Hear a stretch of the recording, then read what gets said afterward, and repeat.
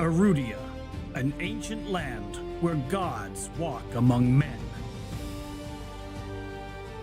A living, breathing high fantasy world that we want to put into your hands. But we cannot do this alone. In order to bring you back to what tabletop is all about, combat, exploration, adventure, we need your help to bring it to life. By supporting us on Patreon, you can support this project and the cast of Moonskull, with our promise that we will answer to the only people that matter. You. Legend Seeker. Your legend starts here. Forge your path. Shape your destiny.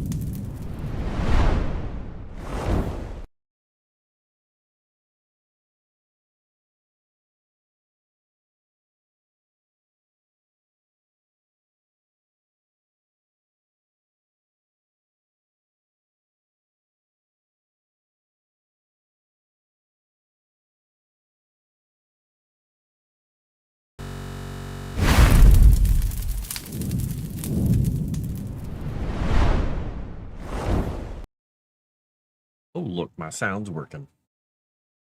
What an exciting day. I'm Frost.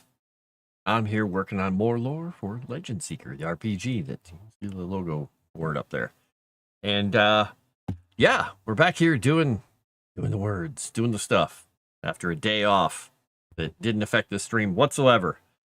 I have to open up a couple of different files here and a couple of web pages because I need my thesaurus. Boom. Okay, that was interesting. Here we go. And some reason Dark Reader got turned off. Well, that's a fun one. Yeehaw. All right, let me make sure that cats are going crazy. They heard me start talking, and they are having a time up there right now.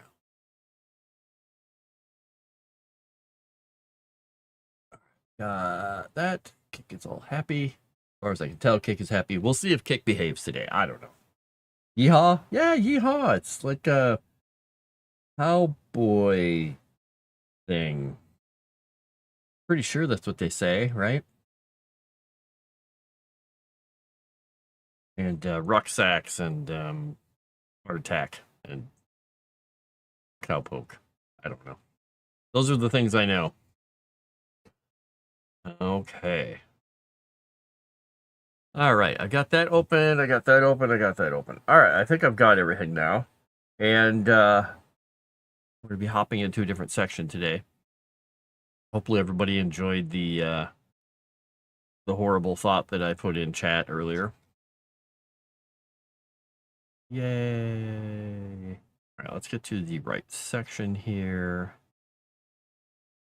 We'll go back up to... No, I don't want to go into the organizations. Where was I at here? I was working on something the other day off stream. But now I have to remember where I left off on that. I could totally hop into a different section here. We can go back over here into the other areas of the world because Kedia was one of the things that I was trying to think about because Ruda and I were talking about the locations possibly for some of these other towers, and somewhere up here or over here would be kind of an interesting place to have one of them. I don't know which one it's going to be though. Let's go to this. We'll get the symbol, make it a little smaller. So we could put it up here in this area. We could put it over near this closer, or we could have it basically down in this area. I kind of like the idea of it being over in here. Yeah, we can do that.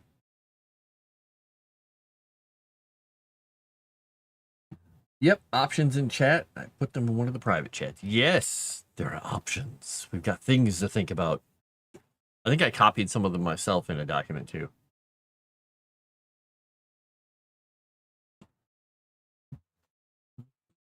Okay,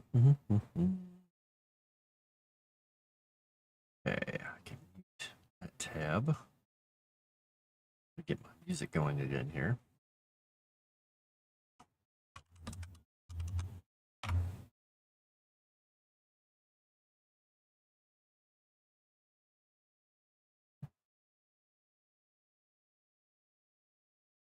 Okay, weird.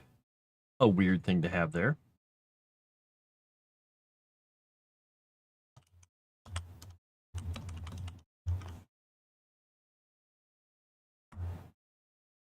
Got it.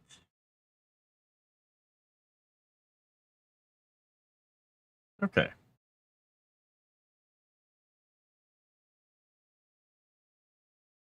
And Chrysanth, we were talking earlier about cat brain math, or cat math brain. I decided to, just after I was done with everything last night, just flop on the couch down here to go to sleep last night. And Calvino popped his head into the patio door, and he's just like staring at me. I'm like, okay, fine. I let him in. And I put a little bit of food down for him so he could have a snack.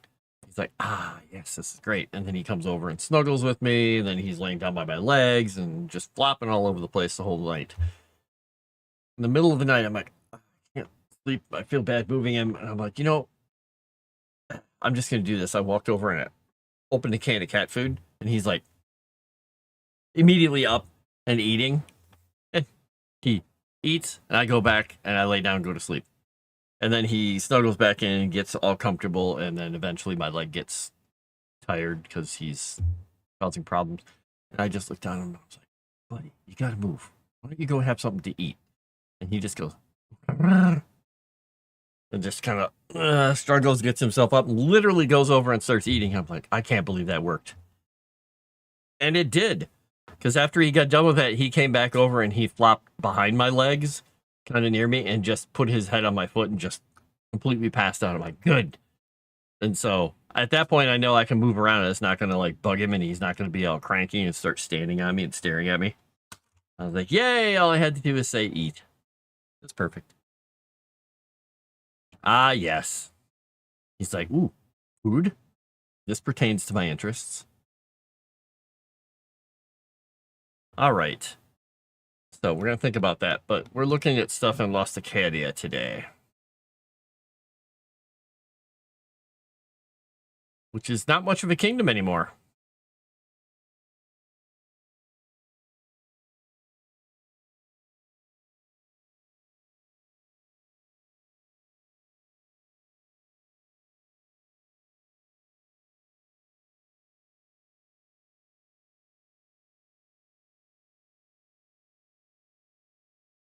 All right, so this is the kingdom that fell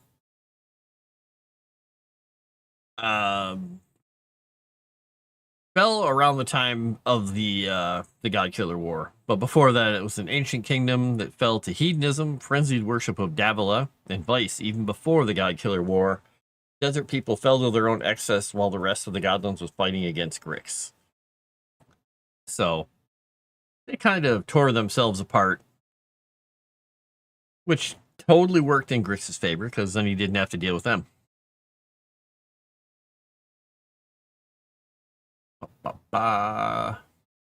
Faithful and their followers are the only ones that survived its fiery destruction.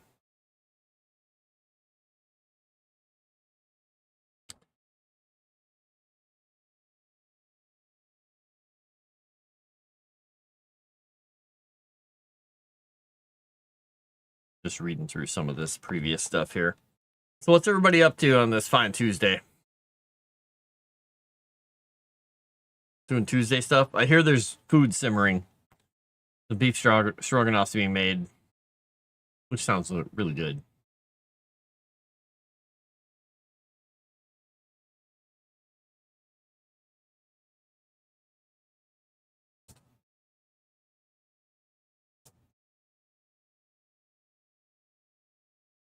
I had my pastrami sandwich, which was, I guess, technically a wrap. It was in an egg white wrap, not like a tortilla or anything like that. It was very good, but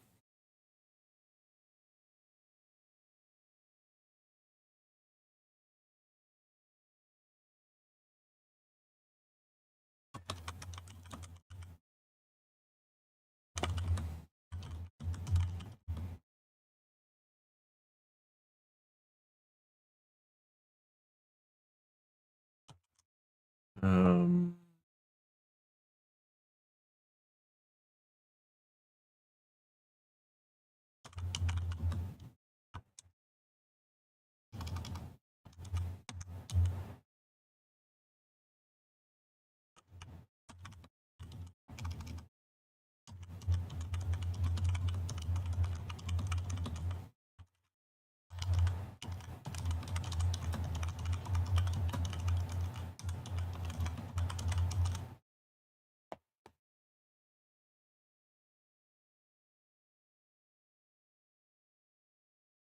Tuesday, gonna make dinner between this and Signal Screams. Ah, nice. Hello, Dave.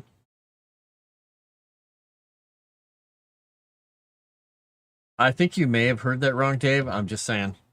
There's simmering a beef. Yeah, I'm working on some stuff from Lost Acadia, the desert kingdom. Well, now it's a complete desert and desolate kingdom that was absolutely burned and demolished. But not before Arintha got her faithful out.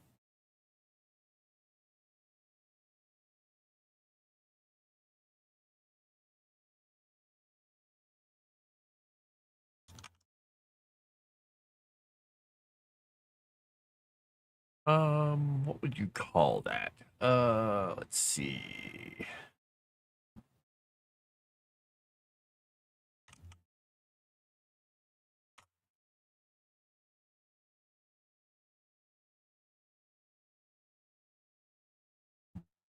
Doesn't work. A bad word. Not a bad word, but a very boring.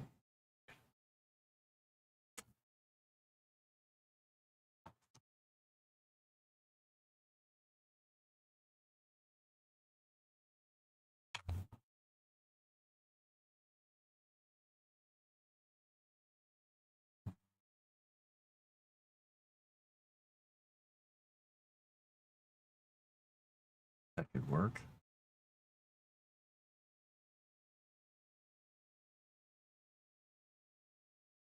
Where's my... There we go. Just because. Oh, so she got us all interested in having beef stroganoff, and she's not even making any. Well, then.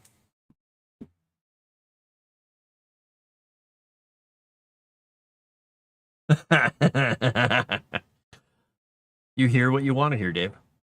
Right?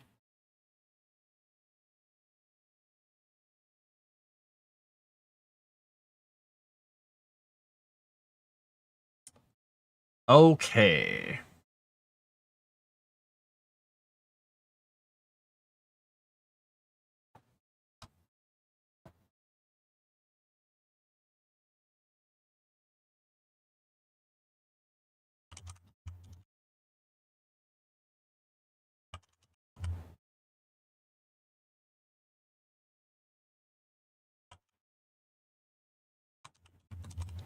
Isolated holy site where she gathered her faithful and sent them from the city before its destruction.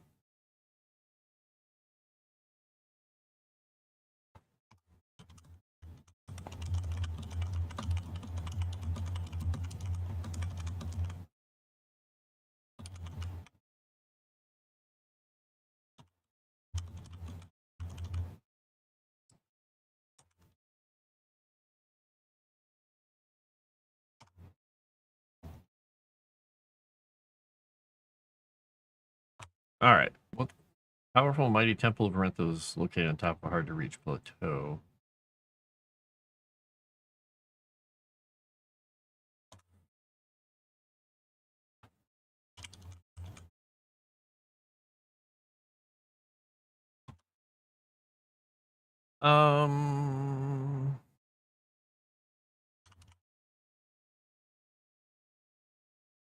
Let me check something here quickly. Did he...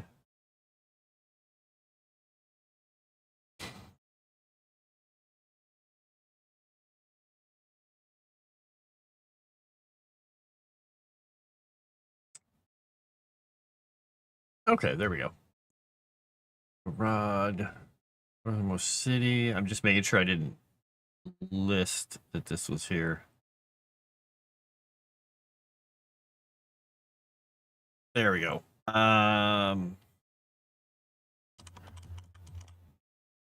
There we go. The city of Cana.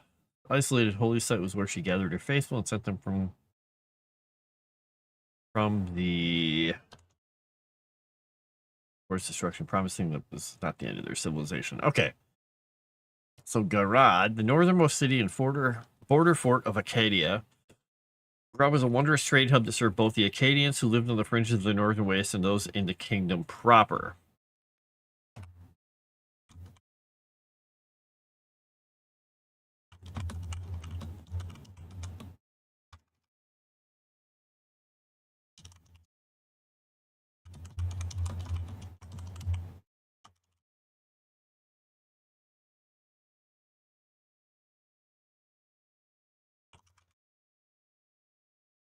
Spice markets of Acadia are mentioned in many ancient texts.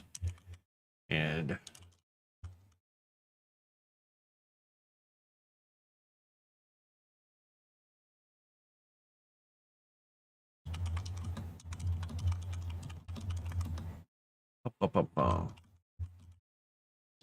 hints and I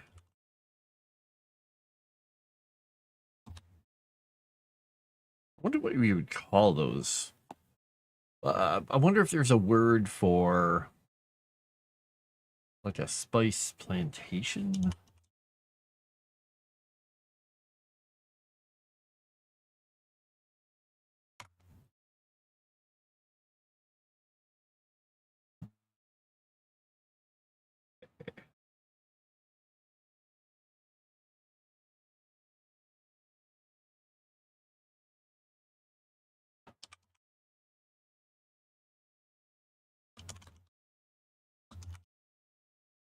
We're gonna search up some history. Okay. Okay.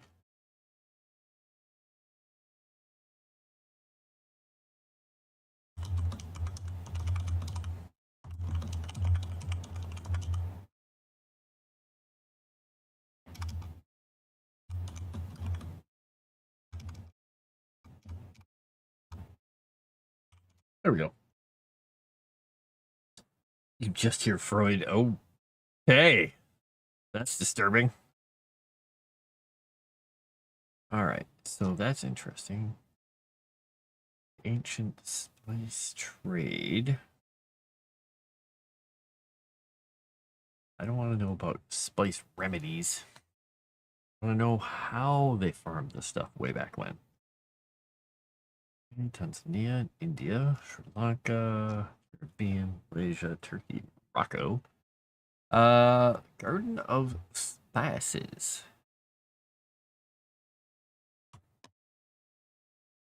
Let's see here.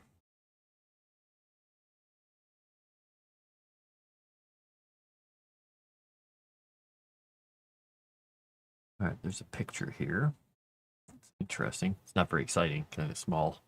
Kind of small potatoes, if you ask me. I don't want to accept cookies, so no, I will not go to your site. You get nothing to like it.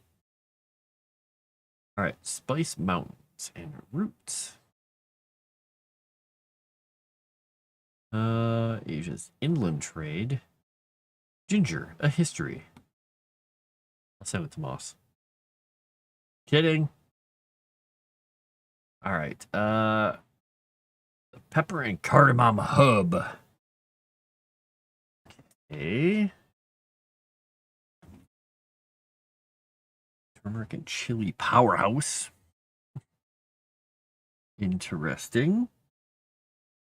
Rajasthan, the arid spice lands.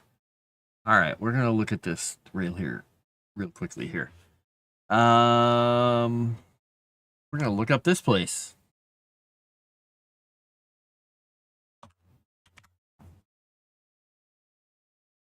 Oh, that's interesting. Look, that's kind of the topography and economy I'm looking at.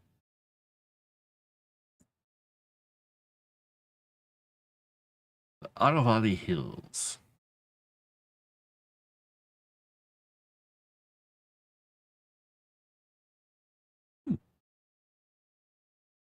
Granite Mountains. They got some interesting walls. Crazy looking towns. Cool looking pools and things. Okay.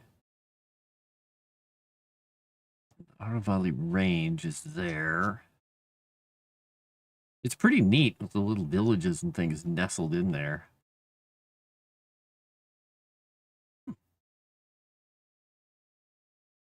I like it. So what other information do I have here? Okay. 5 hours east of this place. All right.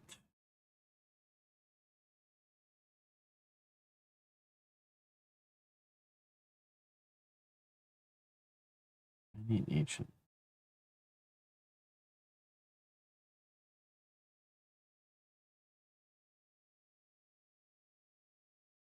Okay. Journey through the blasted lands. Great.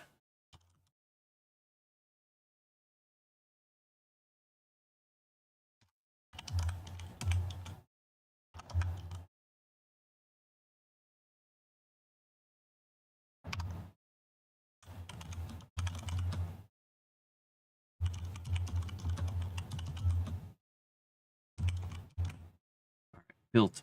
There's no J in built. Type that right. Blasted can still find hints and ruins of the great spice plantations built on terraced hills in the area.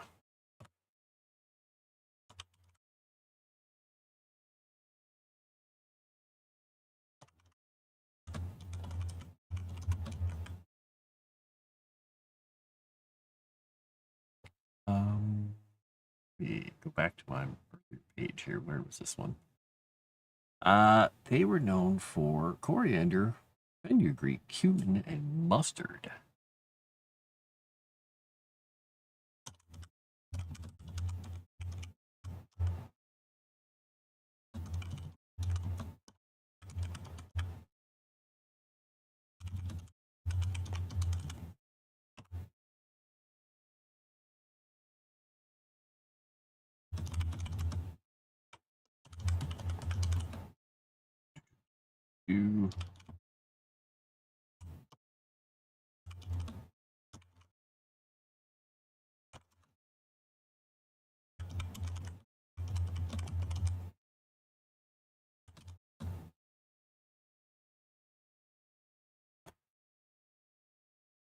And Kira. Most people in Goblins get these spices from the Kazra Kingdom and Kira these days.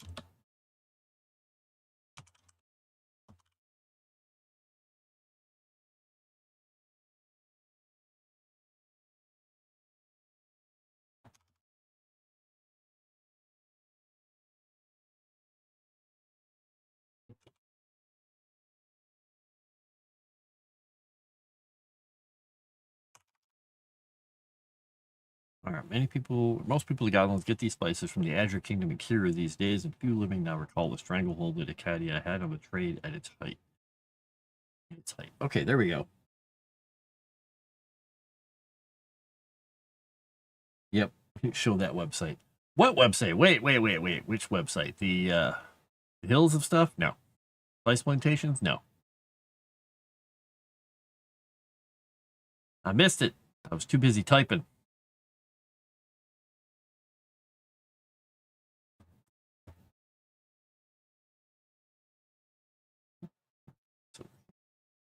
There we go. Now I can see my notifications over here.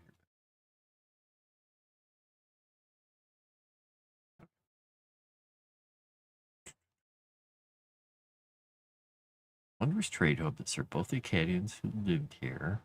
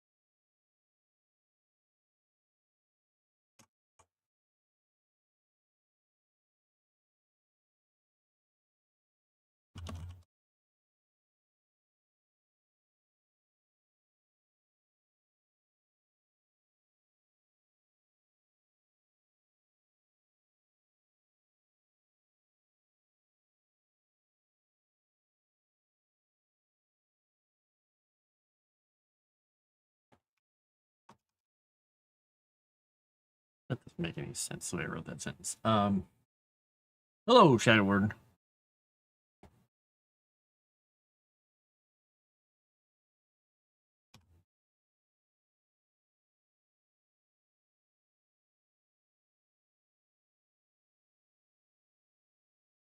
If I'm making that statement, I'm going to have a reason for making the end of the statement when I did it.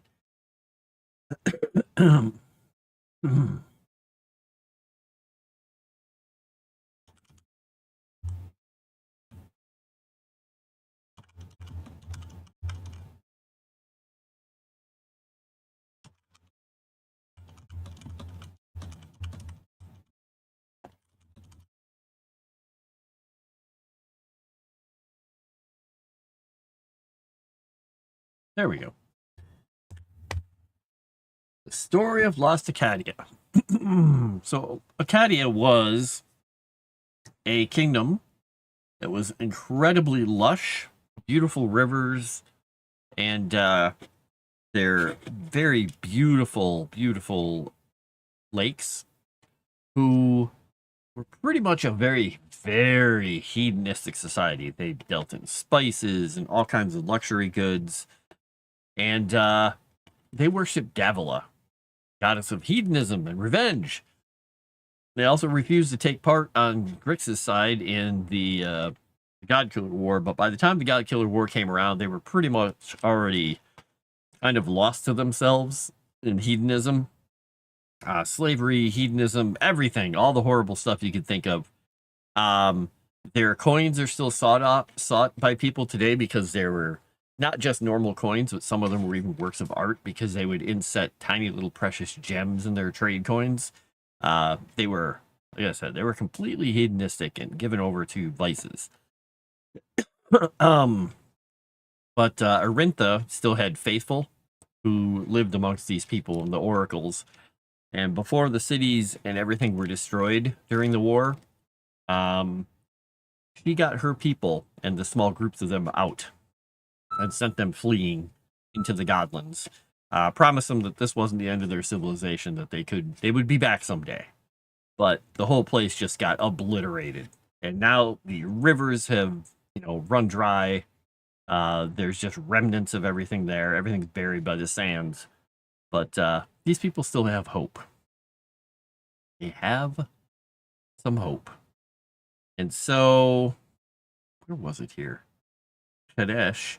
This was the massive lake of 1,000 blooms. It was basically like a small inland, just freshwater lake, like a great lake. But they had gardens and menagerie. The kings spent the majority of their time there. And amongst other things, there were some interesting temples to Davila over there. Yes, yes, they were very sexual. Crazy people. Mm-hmm. Such is the way that kind of society. What? We're busy over here. Yeah. They were like, they're ringed in mountains for the rest of the goblins. All they had were the orcs up there, who they basically just fought off with their armies. And the Azure Kingdom didn't care. So there was really nobody there to really bother them very much. So they did whatever the hell they wanted. They did what they wanted, and they paid the price.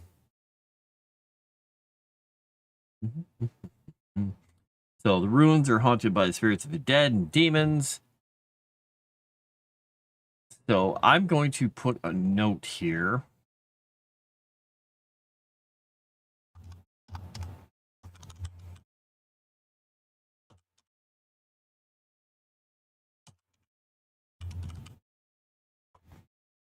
Talk about Starfall. Oop, I gotta find my heading here.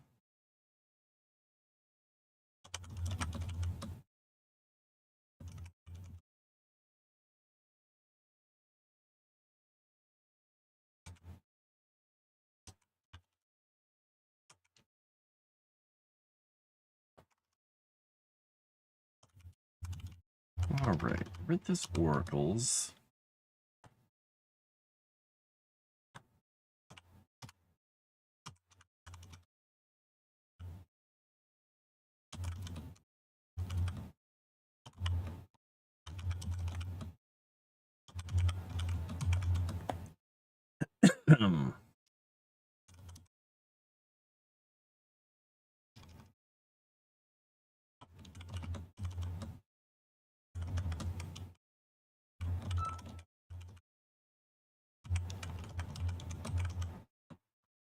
Say hedonistic.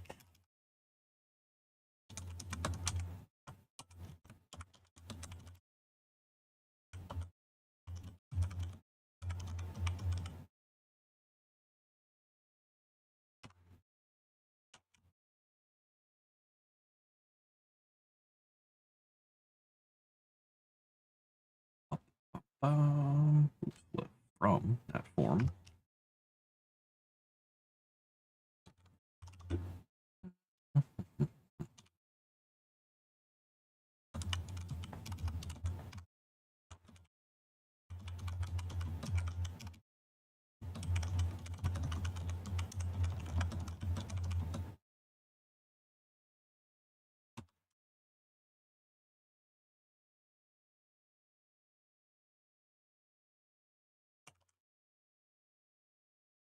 Adequate to protect them.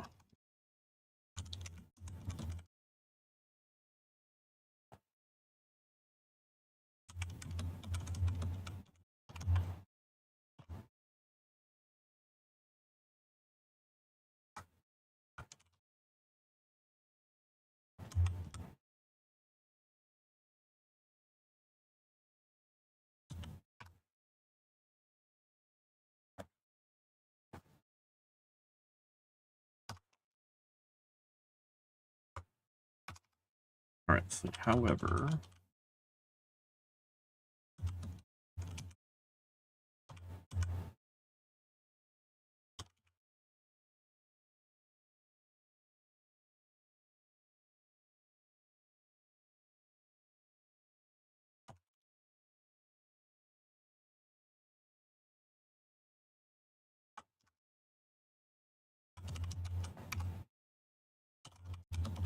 to unleash his fury.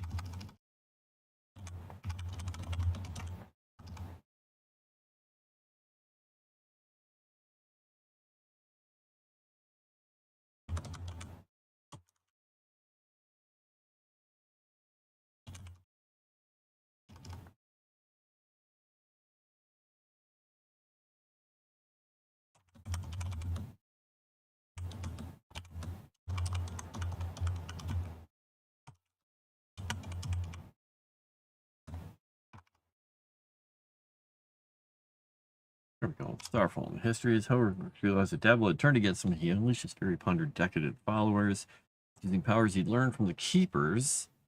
Sent a rain of fiery meteors upon their kingdom, and I described Starfall in the histories.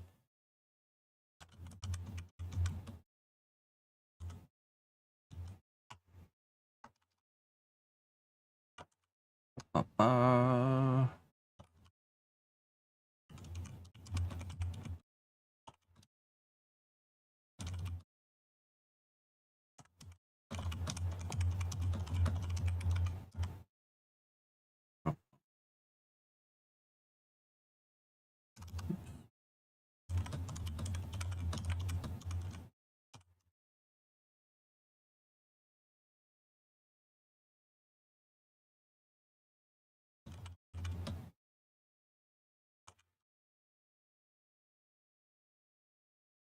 Oops. Peopler. No, not people. Peoplers. Yeah. Looked like all the stars of heaven fell from the curtain and descended upon their glorious kingdom.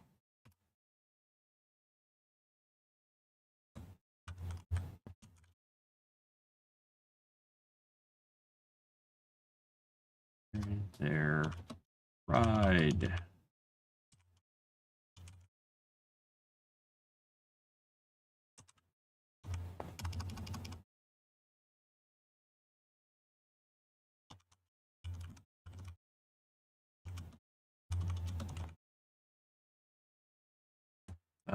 Oh, there we go. Oh, use that. There we go. All right.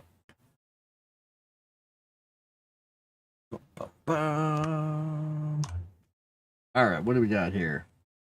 We are peaceful lemurs. We never fight or worry about others. Yeah, I don't worry about it. There's a bot over there. Hello, this eccentric. How's it going over on Kick?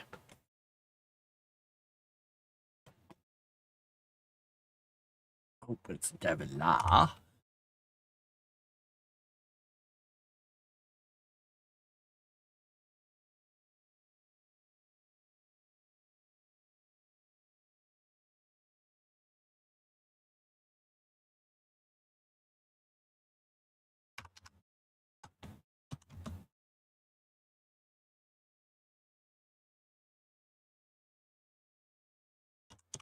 Let's hit race it. Okay. Drop rocks all you want. Just don't create pits of falling. Oh, yeah, there's craters everywhere. Come on. A boom! Punching holes in the bottom of lakes to drain them out. It's great. It's fun times. This is where we get to all the good stuff. Right? Right. Like the dry river over here. But yeah, this is why I have all these rivers over here all painted all brown like that, because, well, there's no water left in them.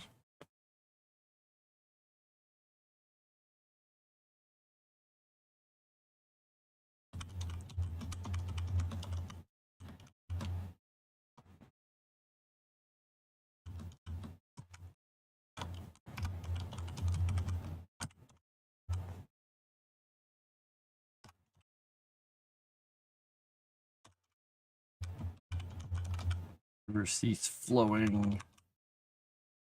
Make up 1,000 blooms.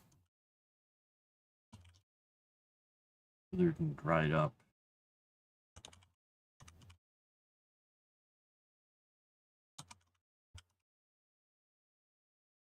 Survived.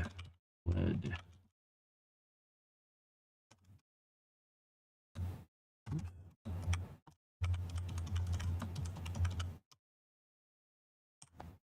Like dry weather, dry up. People who survived fled into the neighboring kingdoms.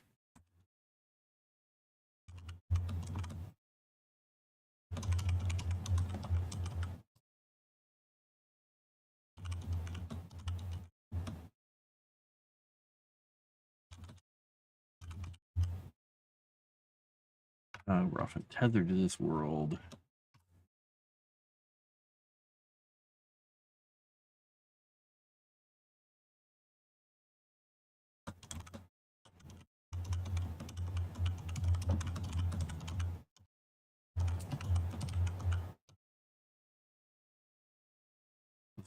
Citizens are often tethered to this world in direct defiance of Mordecai's laws.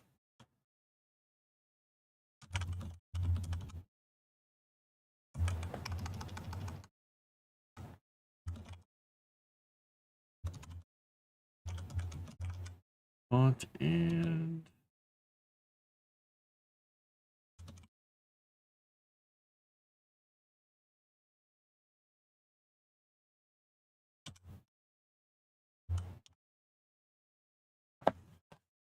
to find some more because laws this day, many of them haunt and skulk amongst the ruins of their former names. So it's a very bad place to go. Don't go there. Not a good vacation place. Don't do it, man. Let's see.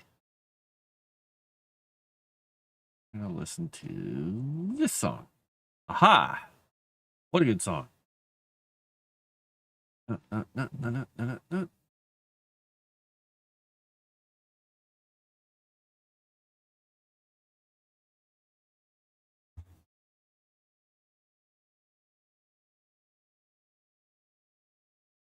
Oh, fix my posture again. I'm sitting like a dork.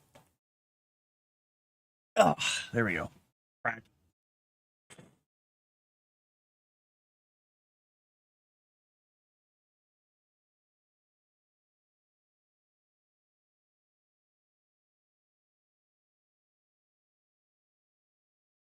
I'm gonna have a piece of licorice while I'm sitting here.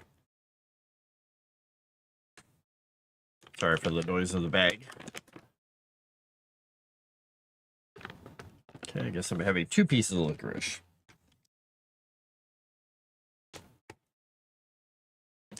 Soft and chewy, classic red strawberry, naturally strawberry flavored licorice. Little tiny pieces, the size of like somebody's thumb.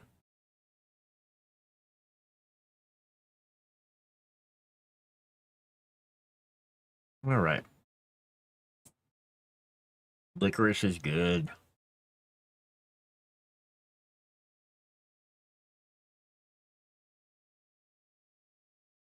In fact,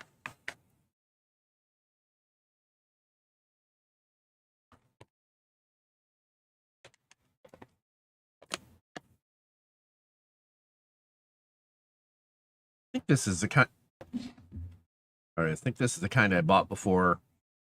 That is sugar, some corn syrup,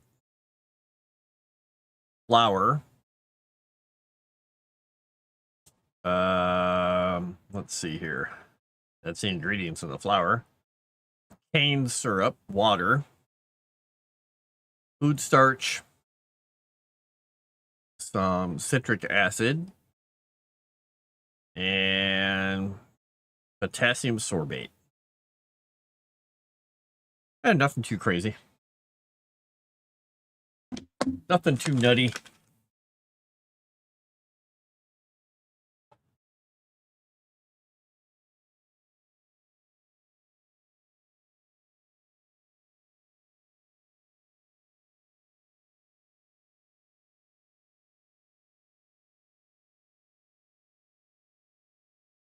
Yeah, it's funny that they have to tell you what's in flour. It's like flour, wheat, niacin, riboflavin. Not like, yep, got it.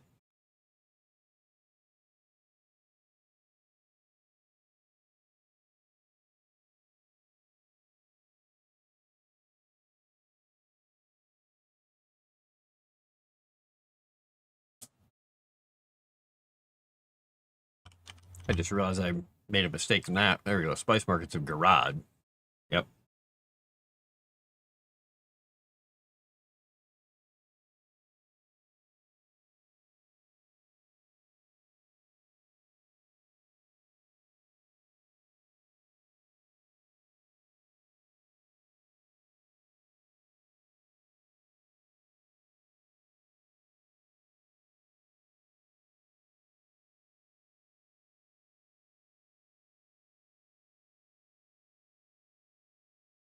That's interesting. I don't know how I made that word so messed up. Okay, there we go.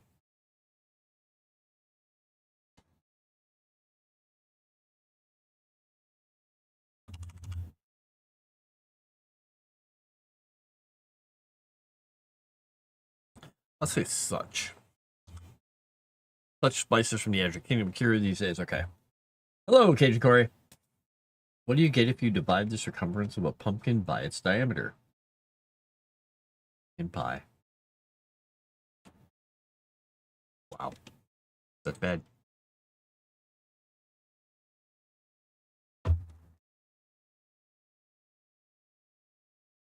Now I want to ban you. Yep.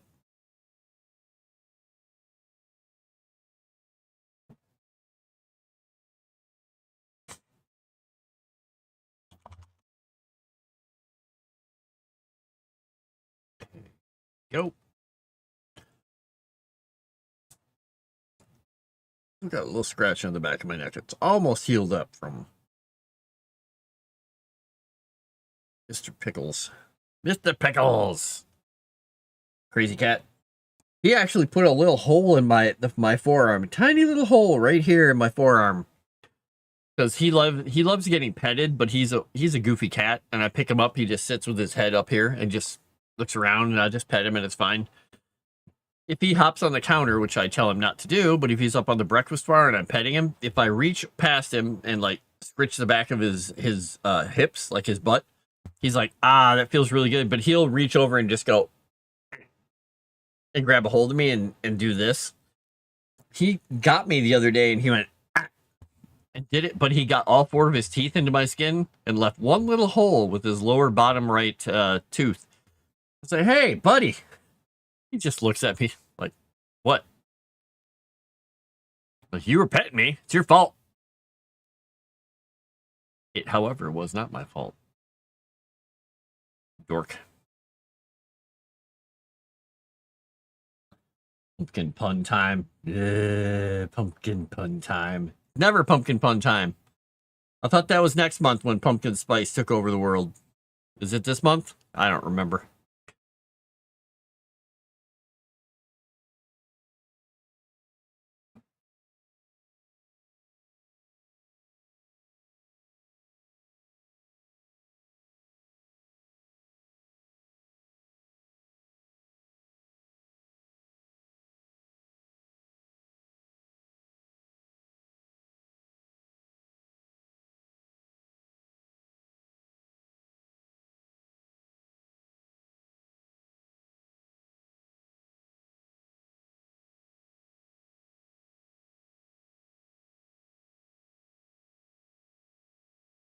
All right.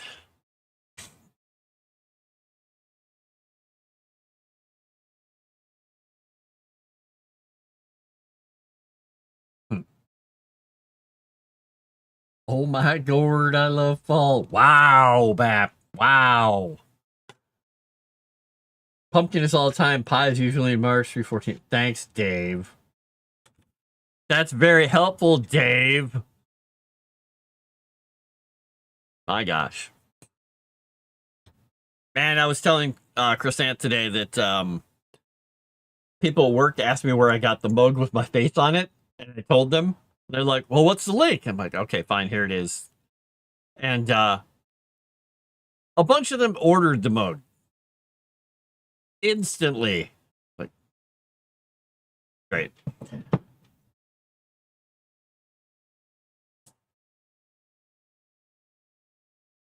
See what the cats are up to. So I'm just waiting until they show up in a meeting with me, all using the mug. We'll have our own little mug club then. I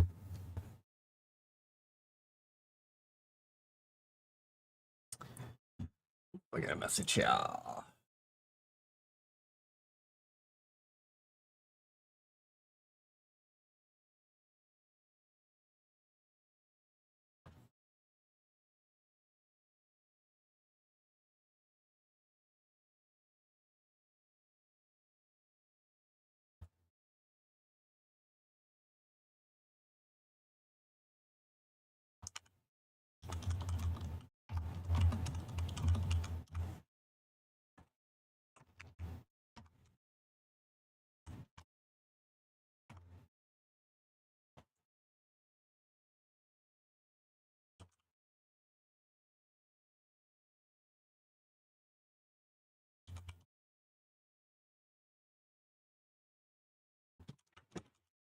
Well, there they go.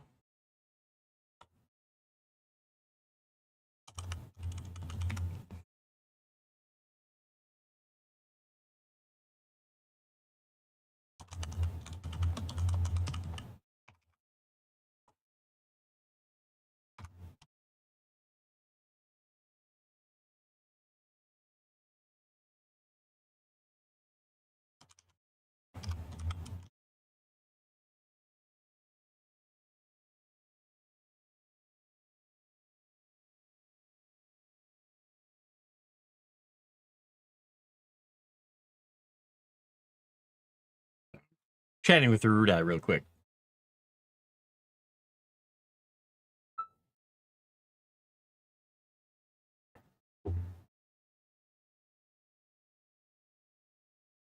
Uh-oh. I'm not sure if I gave him another idea or if he's like, this happens often when we're talking about game stuff. Oh no, he did change it. Okay. Erudia, if you're listening right now, that's great.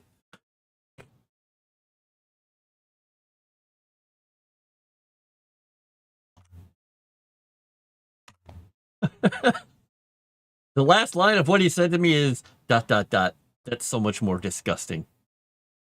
But I can hear him chuckling.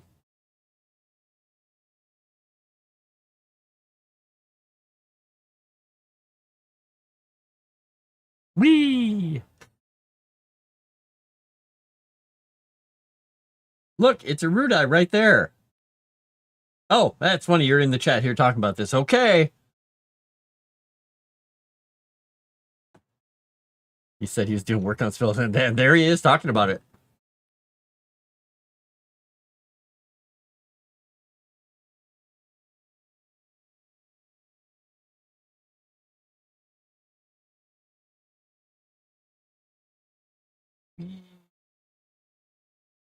Let's see.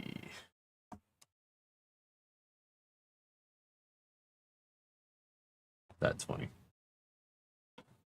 Erudia, do you want me to just kind of explain the spell, or do you want me to actually share your the image you sent me of it? Ah, he's going to revise. He's revising. Just wait. Just wait. It's going to get worse.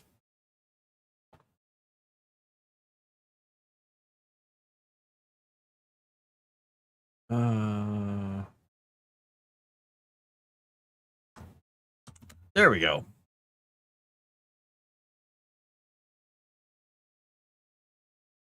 And if I say and instead, you know, I explained a totally unrelated to that. I explained a song that I had running through my head the other day to someone, and the person said, "What? Never heard of it." I said, "It was by this band." He's like, "Yeah, I know who they are. I've heard of them." I was like, "And you don't know the song?" He's like, "No, I don't know that song." I sent it to him. He's like, "Why did you send this to me? It's such a stupid song, but it's catchy." Like, yes, it is.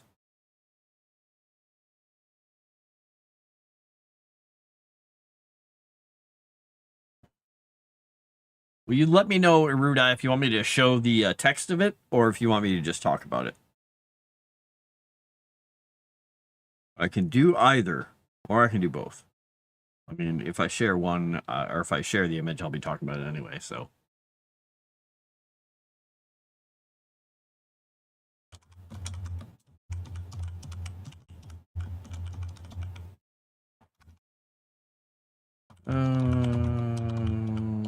Okay. Show it. All right, we're going to do this. We're going to find the image. It will be called this. It's going to be great. It's going to be great. Go to my folder, put it there. All right. Boom. Look, we got a spell. Here's a gross blood magic spell for y'all that Erudia just wrote up. It's called Blood Spittle. it's tier 1 blood magic. So access to all you neophyte blood spittlers out there. So it's a 15-foot cone that allows you to slash your own flesh and gives you and press your lips to the wound, sucking the blood into your mouth. With a vicious hiss, you spray it outward in a 15-foot cone, unleashing a stream of magically volatile blood that sizzles through the air, clinging to anything it touches. Make a spellcasting check against the fortitude defense of each creature in the cone. Creatures whose defense you beat take 2d6 acid damage and begin to burn from the blood's magical corrosion. At the start of each of their turn, they take 1d6 additional acid damage until they spend an action to remove or wash away the blood, ending the effect. Creatures immune to acid or the lack physical forms such as incorporeal spirits are unaffected. And as with a lot of spells, your check result can have better effects. So if you roll higher, you do better. DC 10, spell functions to describe. 15, increase the initial damage to 3d6 acid. DC 20 as above, and the ongoing damage increases to 2d6 damage each turn. And special, if you spend a hero point when casting a spell, affected creatures must spend 2 actions instead of 1 to remove the acidic blood.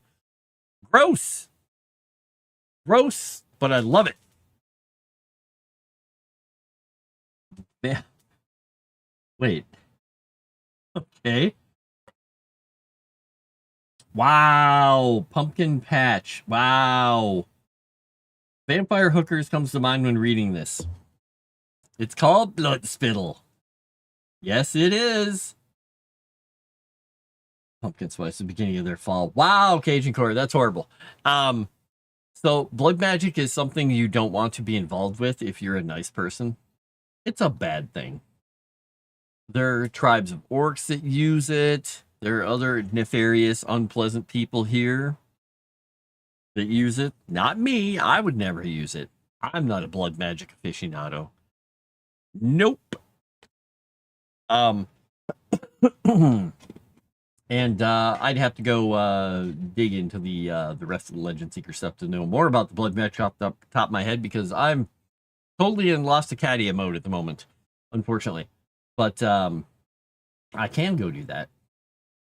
But basically, it's not something you do if you're from a polite society, and you don't want to do it in front of a lot of people, probably. I think most of the people would run away in fear, screaming, "Ah, blood magic!" Because, yeah, gross. Trying to see if we had a... Oh, we have the cantrip stuff in the tier 1 spells. Tier 2 spells. Balancing of magic. Blah, blah, blah. Let's see. I have a question. What happens if you don't have blood like Soulforged? I am going to guess that Soulforged cannot use blood magic.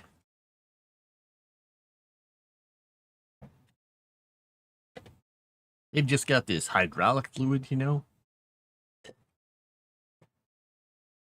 Which I'm sure is totally non-corrosive. Oh, could you imagine that? Oh, God. Never mind. Horrible idea. Oh, if you're ahead of the carve. Oh, no! That gets even worse. What's wrong with you people? What did society do to the two of you? It's horrible. Yeah.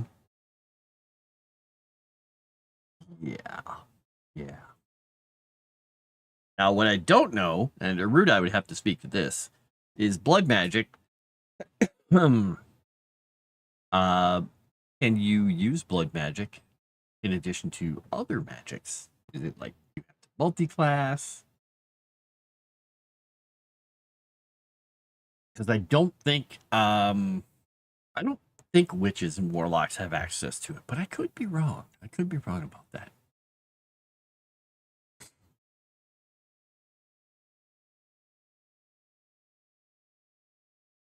What's going on with my machine here?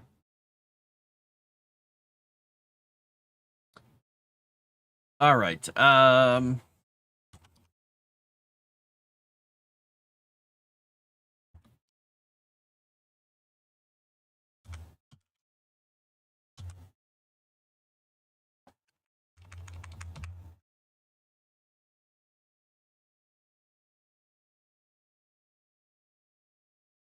maybe this doesn't... Wow, I can't even find this song out here.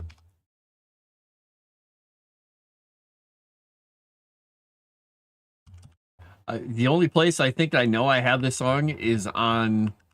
Totally talking to myself here. Is on a cassette tape where I recorded it from the radio in the 80s. Wow.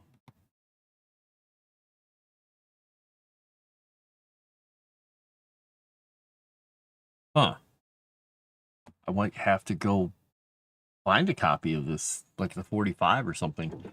It's a song by a band called The Individuals called Liz Waters Girls. And it's about girls from a specific dorm on the campus of a specific college. And it was sort of semi-popular in the 80s. Totally different song than the other one I was talking about, but anyway. Chrysanth, what? You heard that one before? Blood is blood. Blood is blood, but technically the Soul Forger construct, so they don't really have blood. All right, copy that. All right, yes. Right now I'm listening to a song by a band called The And. Yes, it is The And. It's called Marshmallow Through a Keyhole. So if you want to have a little song stuck in your head, it's kind of repetitious, from the 80s, with a bunch of goofy guys on the front cover, go listen to it.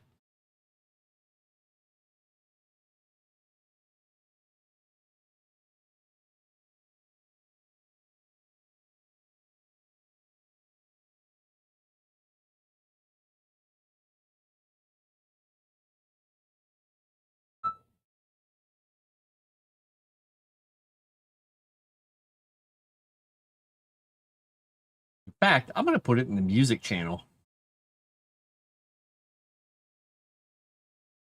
Where's the music channel? There it is.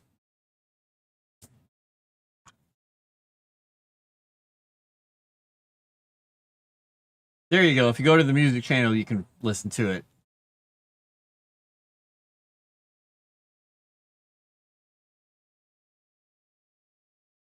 I listened to this damn song so many times over this past week. What do you call an emo band of cutters? Self-harmony. Here's a nice vacation spot. That's horrible. Okay. So Erudia sent me a revised section of text. Revised section of the text of the Forbidden Arts. Blood magic. Blood magic.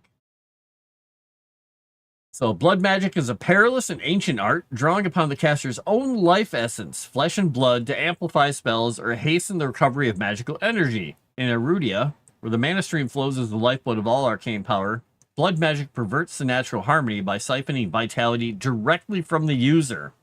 Forbidden by nearly all magical orders, from the scholarly academies of the Azure Kingdom to the druidic orders of Solinor, and it's condemned as a path to inevitable corruption.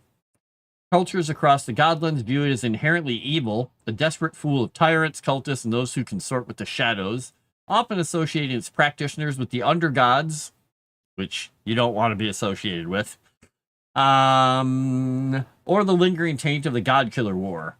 Even in remote fringes like the Northern Wastes or the Underside's echoes, blood magic is whispered of as a curse that invites ruin.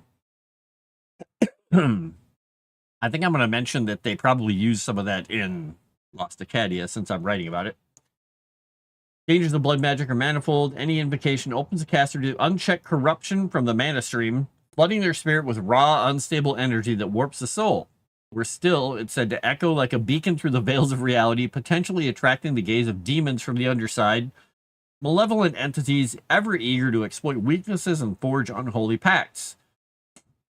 Once begun, the path of blood magic is a slippery descent. Many who dabble find themselves drawn deeper, their spells growing more potent, but their humanity fading into something monstrous.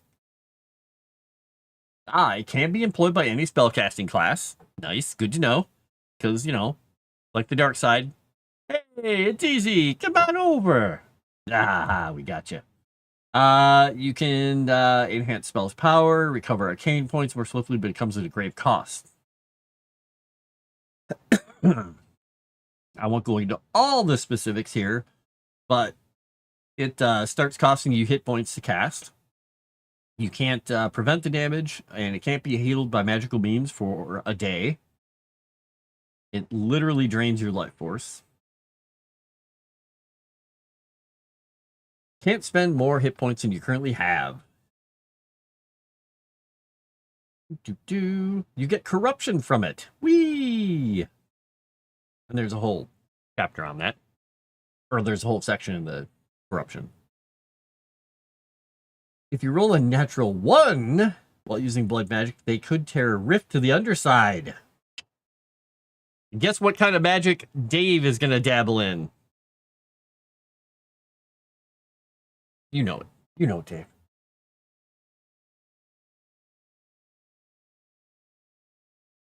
Coming to the dark side. I asked about hydraulic magic instead of blood magic. No hydraulic magic.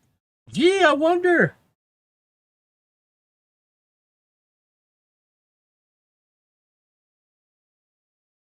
You can increase the roll for a spell by +5 for a blood magic bonus. Wow.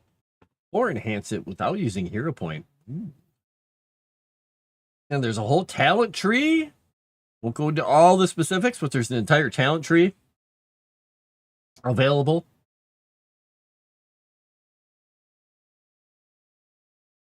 Ooh, trade corruption points for temporary power boosts. Ooh, I like a good bit of corruption.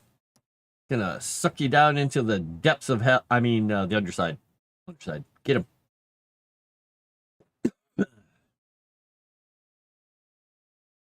Blood magic is not a shortcut to power. It's a chain that binds the user to darkness.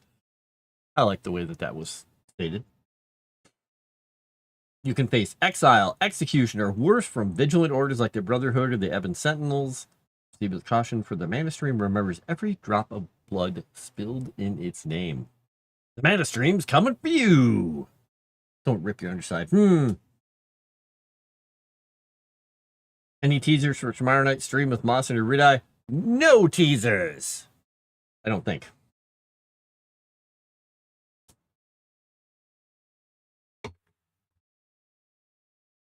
We're just going to be talking about Dave. Wait. It's all Dave? All Dave all the time? Milk magic? No milk magic. Weird. It's not something that ever came up. No lactomancers. If you've ever watched the Zombie Orpheus guys who did the gamers, what is it? Darkness Rising, the Hand of Fate, all those things, and their other shows. They did a show called Journey Quest, and the one guy, Perf, his name is Superfluous. He's a yellow robe wizard. He does have conjure milk as a spell. It's a lactomancy. It's not a very effective spell. It mostly got milk all over some ogres, and they were not happy about it. Or orcs. It was all about blood magic. Yeah, it's fine. It's totally fine. You go ahead and use it. It's not a pyramid scheme, but if you sign up and get 2 of your friends to sign up for blood magic, it elevates me to the next level, and then I can bring you all up.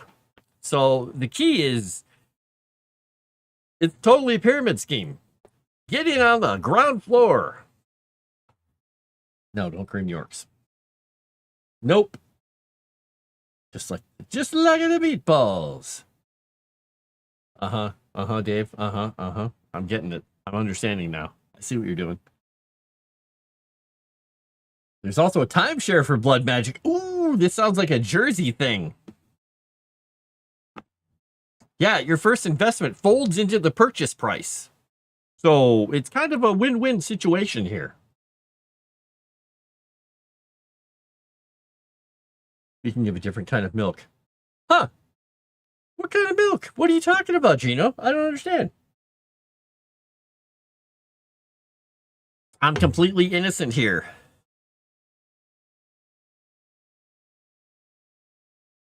No, Dave, no. There's somatic components, and then there's somatic components. Or something. Badger milk? background noise while I row. Hey, Paul. You're rowing. Nice. Well, this background music or sound is going to be disturbing because Dave is bringing up stuff and Gino's bringing up stuff.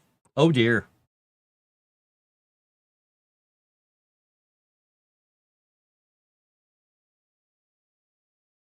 I'm listening to this song again, by the way.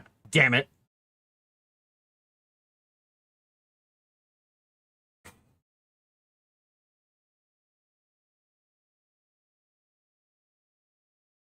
I should get myself a rowing machine since I don't have a lake. I mean, I'm near lakes, but it would be a lot of work to go down there with a boat.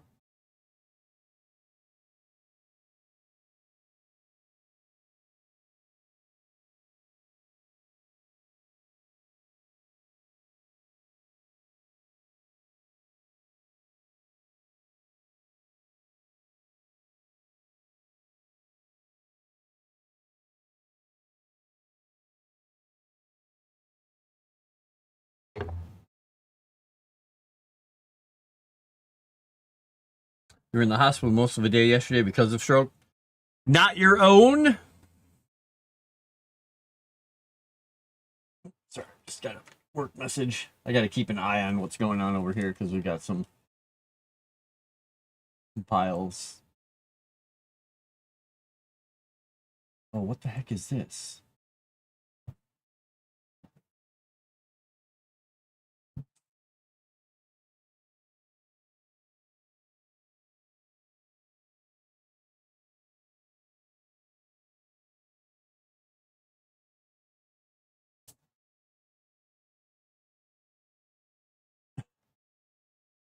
My gosh, my friend just sent me a video of an old machine on, or an old game that was on his, one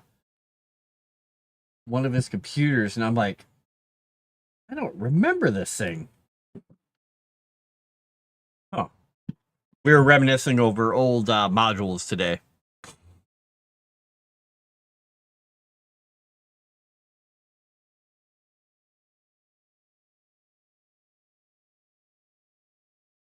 I worry about boating alone. It was 340 when I started, currently 292 last time I weighed myself. Nice!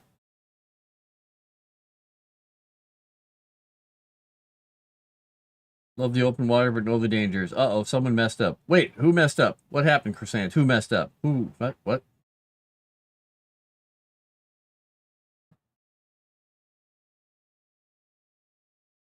Keep the stream PG-13. Coming soon to an avatar near you.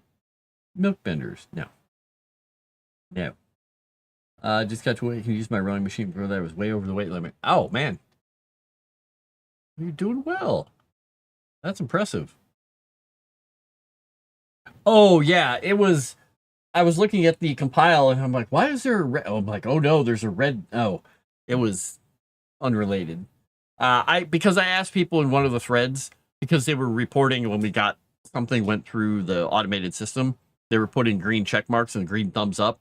And everybody was just assuming, like people do, they look at the first line, they see a green thumbs up, they stop looking at anything, and they're like, oh, it succeeded.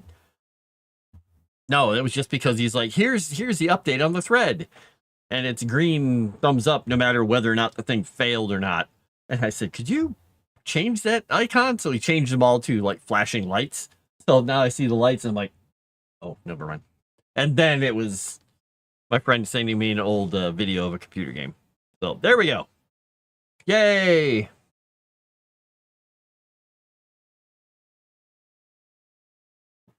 I cannot... Well, let's say this. I could lose 50 pounds again. When I started working at my job that I currently have 30 plus years ago, I was obviously the same height, but I weighed 160 pounds. Well, 165. Which is, or is it 155? It wasn't a lot for somebody who's 6'2". Everybody's like, wow, you're rather thin. I'm like, yeah, okay. I'm now 225 pounds, and this feels comfortable. So I'm supposed to be, according to the doctors, now I'm supposed to be 190 pounds for my height. So I'm technically obese. I'm 35 pounds overweight. I know. I look at. I know. I know. Thanks, doctors. The best part was the lady did this. It was free health screenings. They did it for all of us at work just so we could get in doing something. I don't remember why we were doing it years ago. And the lady who gave me this stuff, she's like, yeah, well, you're definitely in the obese category, this and that. She was a very heavy lady. I was like, okay. He's like, yeah, you could probably tend to, do this and try this diet and do this and that. And they tested my triglycerides and glycerides and all that stuff. And they're like, oh, you're fine. Like, yeah, I know I'm fine. I don't have any problems. But I could probably also use the cardio and also getting muscle mass. I could do it. Wait a second.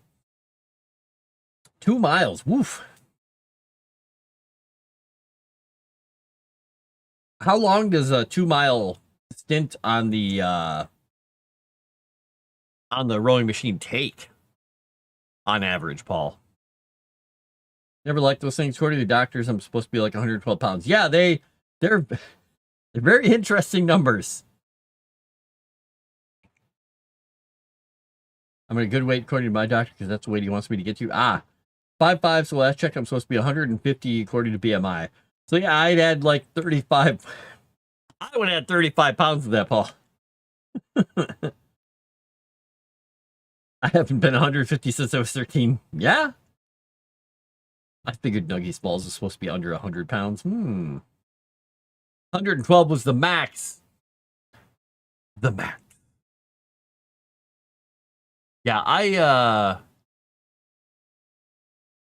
definitely want to get going on doing some more stuff, especially right before winter. Because that's when I stop doing as much walking. Even though I still like taking walks outside, it's a little harder when it's, 30 below with the wind. It tends to take your breath away. If you don't half-ass it under 30 minutes. Oh, okay. That's not bad. That's not bad. Don't half-ass it. Full-ass it. Yeah. Hey, I can bring up that horrible joke I brought up last Thursday, I think it was. I don't know if Dave or Bap heard it, or Cajun Corey. What has 2 butts and kills people? An assassin.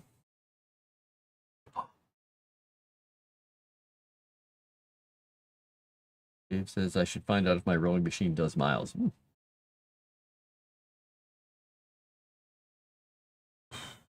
So, what was I doing here for that one? So I think what I'm going to do, since Erudia brought up all this blood magic stuff,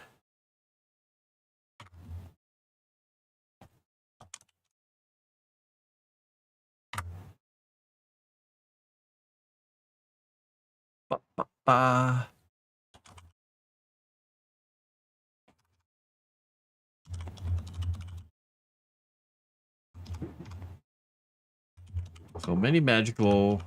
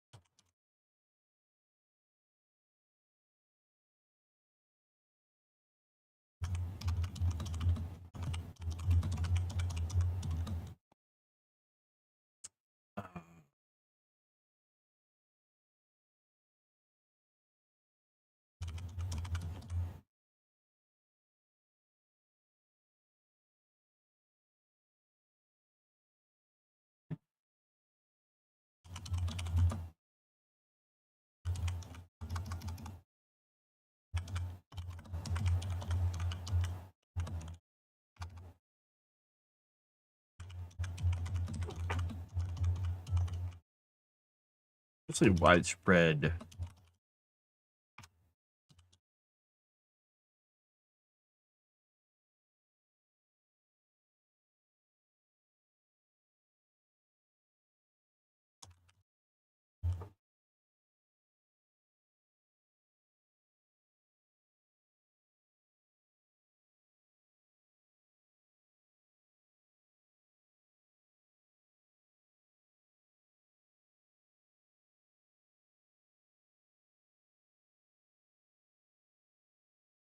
Hey, Erudia, one quick question. Since it is tethered to, some of the underside and demons and devils or demons and stuff, before the underside was created, people still use blood magic, right? And it attracted things, but not necessarily from the underside, correct?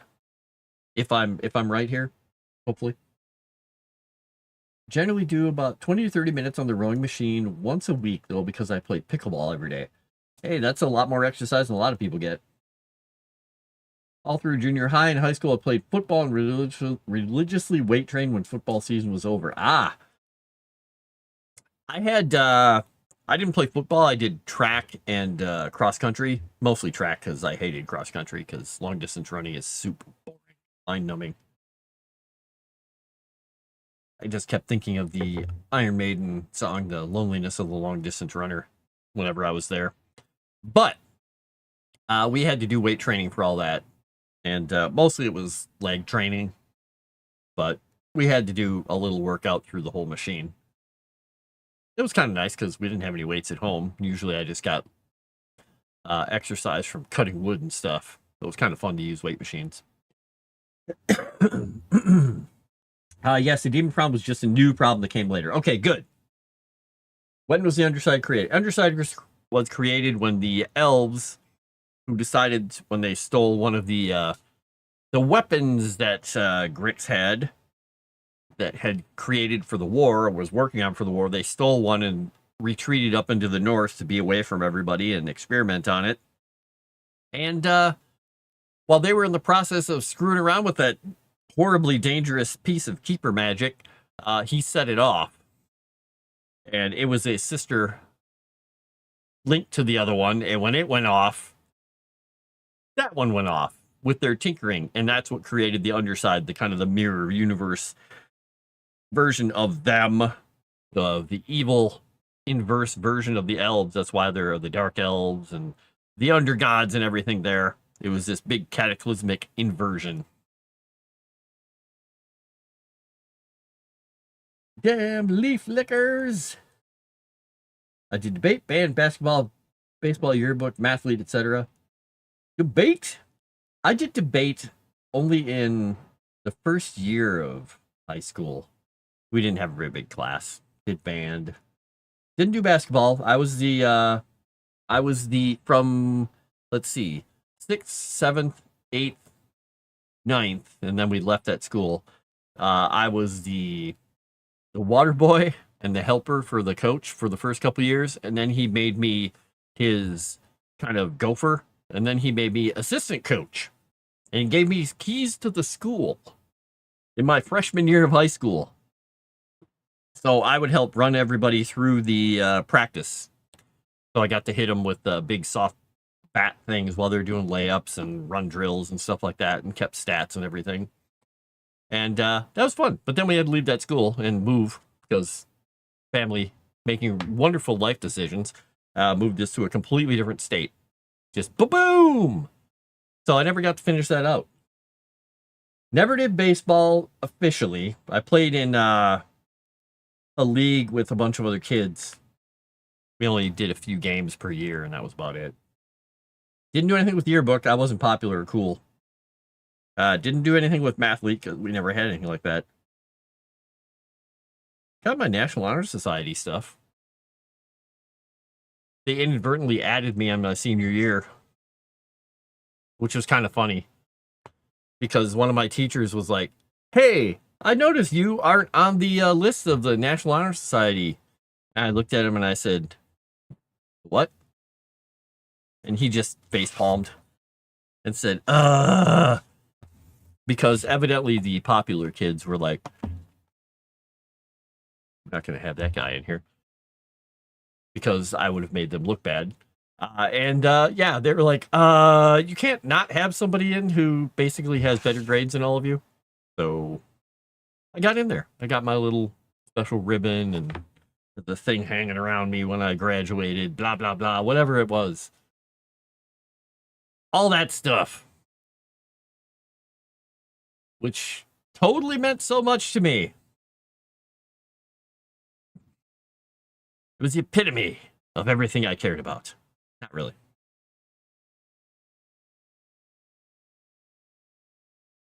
Wait till I tell you about the Dreamscape. Yay, Dreamscape. It sounds like it's going to be Candy Mountain with Charlie, and you're going to have fun with unicorns dancing in candy fields.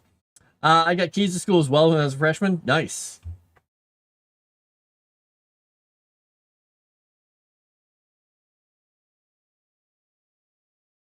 Low and leverage. Offensive, defensive lineman at 5'5". Yeah. Little green monster is a dangerous thing.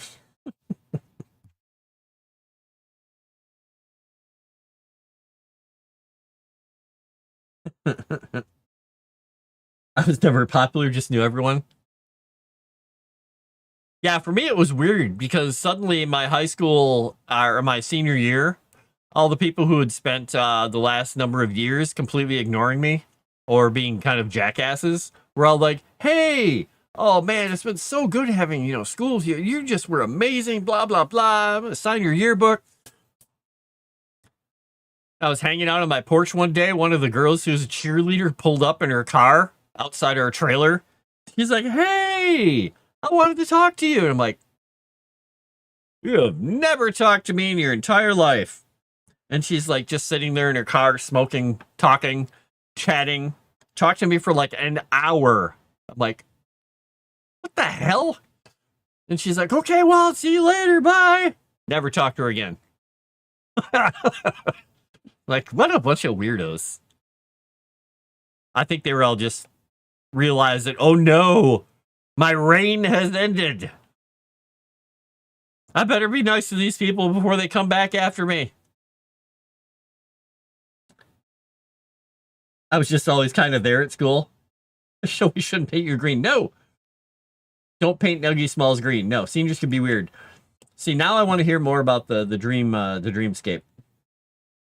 Is that where Freddy Krueger lives?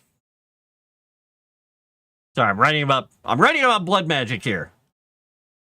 Don't get me off on those subjects.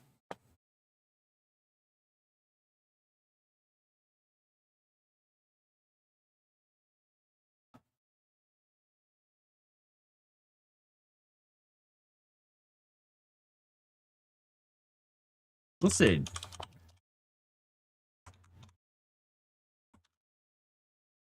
We'll say use of dabbling. Dabbling. Yeah, let's use the word right.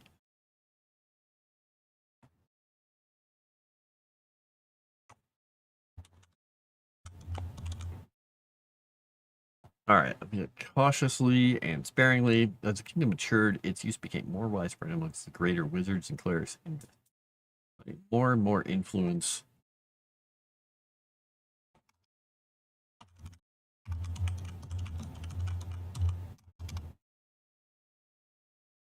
Once.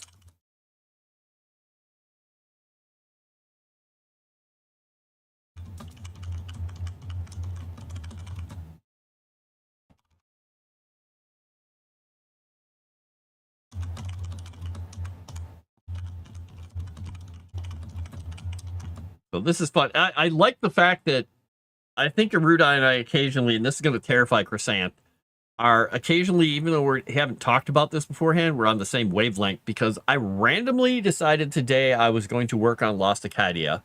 And I'm like, there's some other reason. There's some other deep, abiding reason that this place became just overrun with demons and undead and it just got destroyed.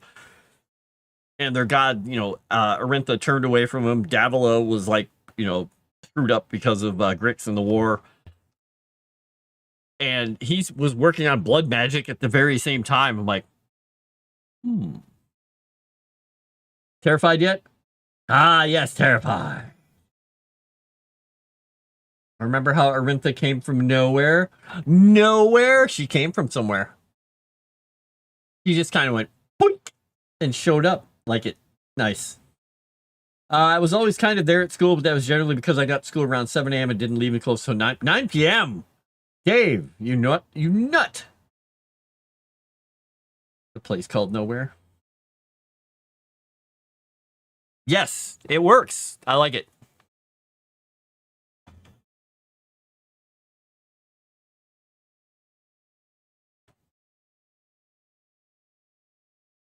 Okay, we're going to make a new paragraph for this.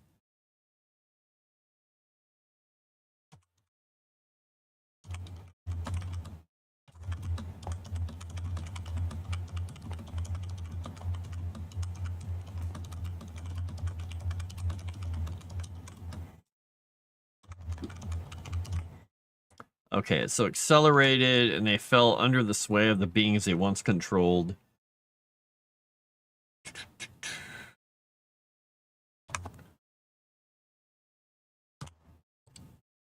So yeah, so many magical practitioners in Acadia were already dabbling in the use of blood magic, albeit cautiously and sparingly. As the kingdom matured, its use became more widespread amongst the greater wizards and clerics, inviting more and more influence from darker powers.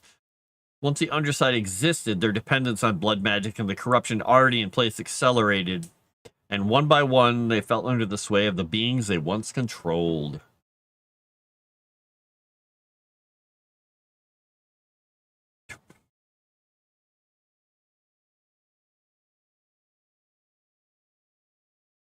Evil exists because Mort unlocked a forbidden box with a certain object. What was that object? Tell me, Gino, what was it? For you to call me a loser, I'll be punishing you. Wah, wah. They lived at school. Sounds like it. Good job, Dave.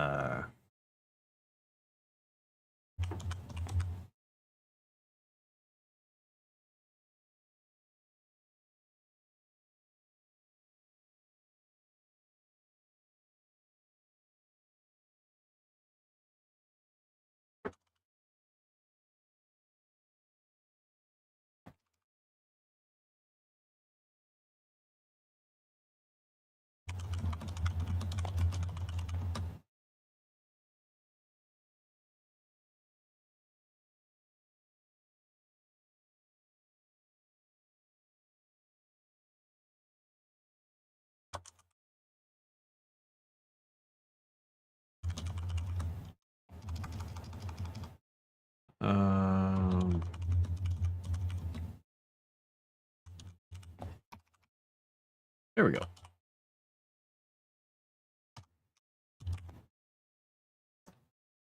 Just you guys wait until we play another good episode of Strange Eons when Godwin finds like a bookshelf or a library and he just goes on a book burning spree. You can't trust the books. We could have learned a lot from that. Nope. That reminds me, now that we got done with the pier, we should probably have those people, not Godwin, figure out what those pages are for.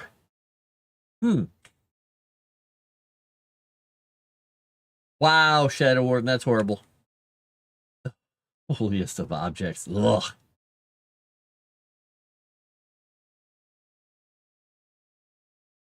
Wow. The joke was weak too. Ooh. Okay. The axiomatic bond. Nice, nice, nice.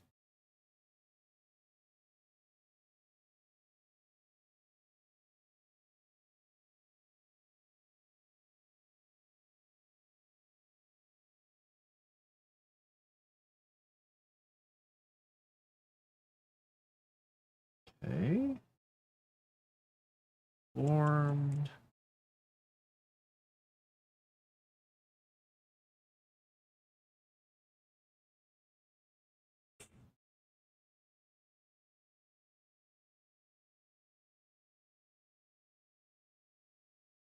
Oh, good. Okay, I was gonna say, I hope that you put thing after this sentence. I hope you put these kind of creatures there in this place, and you did.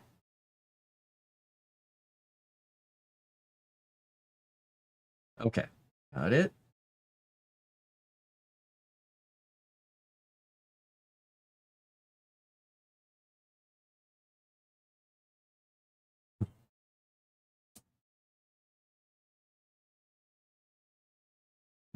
Okay.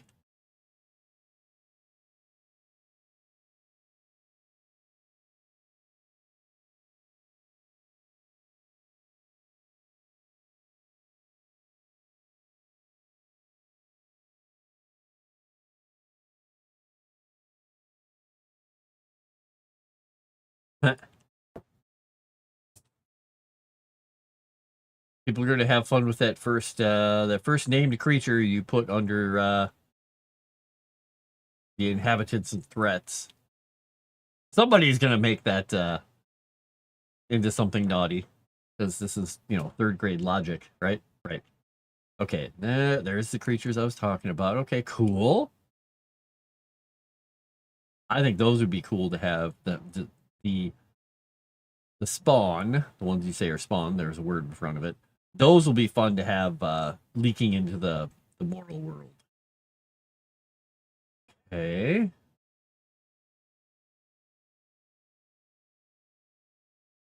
Huh.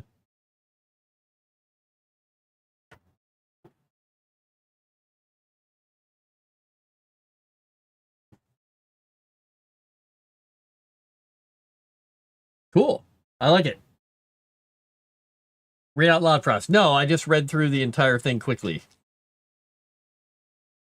No. I only read a couple of words out loud.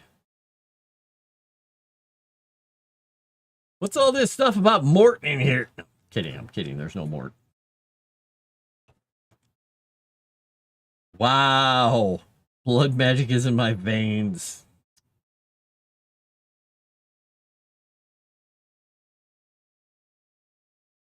Wow. Yikes. What is that thing that they keep saying that all the famous people in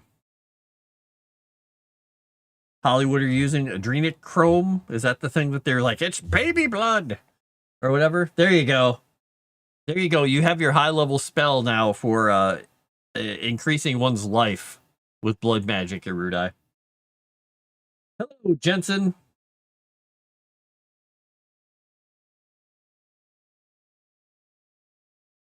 Hospital kitchen. Yeah, it is adrenochrome. Okay, yep. I was right. I'm just saying. These spells are writing themselves.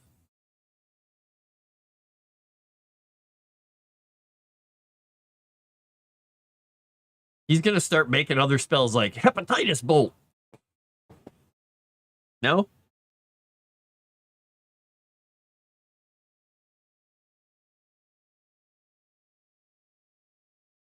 You. Also, no more headphones even with awareness mode, scared they will fall into the food. No more lurking at work for you. Well, just put us on the, big screen there in the kitchen, because I'm sure you got a huge TV, right?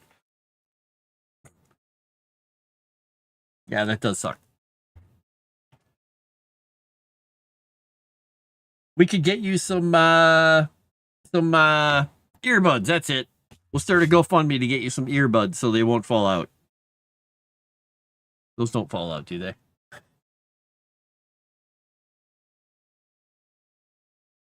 You don't need to go into the dreamscape in the setting guide. Just some lore to know about. It would be explored later. Okay, cool. That's good. Yeah, I think it would be interesting, if you made a hint, or we talk about a rumor or something somewhere saying, hey, it's been rumored that, this could be a gateway to this kind of a place or this kind of an idea or something like that. It would be interesting. It'd be interesting. So just silence other than clanking. Oh, man.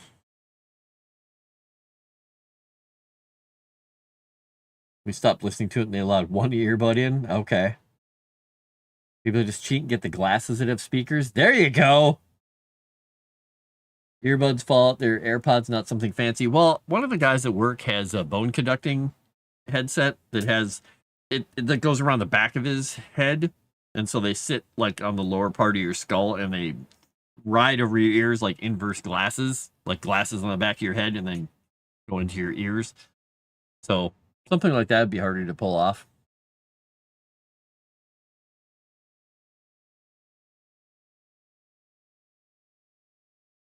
I don't have any specifically, but we could totally put one there because it's kind of a desert. But here's the thing. Since this place was destroyed during that starfall, and a lot of the rulers and people were overtaken by the demons and their blood magic, and the faithful of Arintha fled. She led them out of here before the place got destroyed. That there was so much treasure and so much stuff left along. It would make sense that there could be a dragon or a few dragons or something that were just like, don't mind if I do, and came in and just said, I'll take that. And they're just sitting on a mountain of treasure somewhere. That could be fun.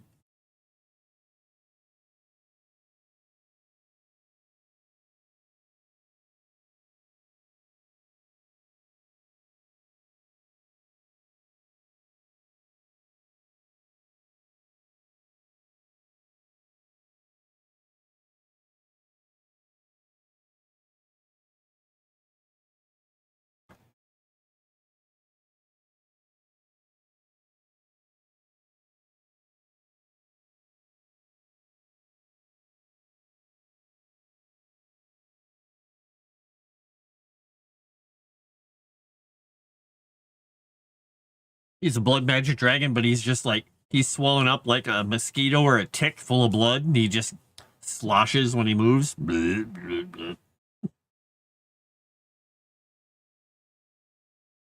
No, that could work. Now, one thing I was going to mention here, and it totally didn't take me off on a tangent, though, because I could mention, because Arintha was so critical to the people up in Kadesh here and these other areas, that there could be little slivers leading into where the dreamscape bleeds back and forth. Could be fun.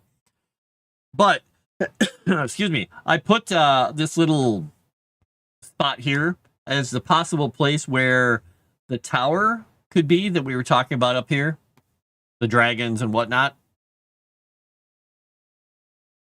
So it's either there or somewhere over in these hills or something. Could be even up in this area. I just put it here right now. And this could be where they, talk the treaties between dragons and mankind. Could be interesting.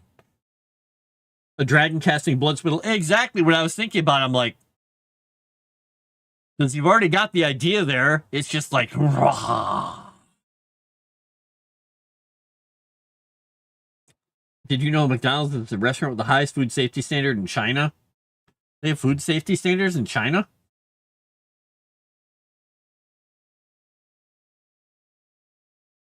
The broth pot thing they do? I have not. I've seen a lot of videos on street food.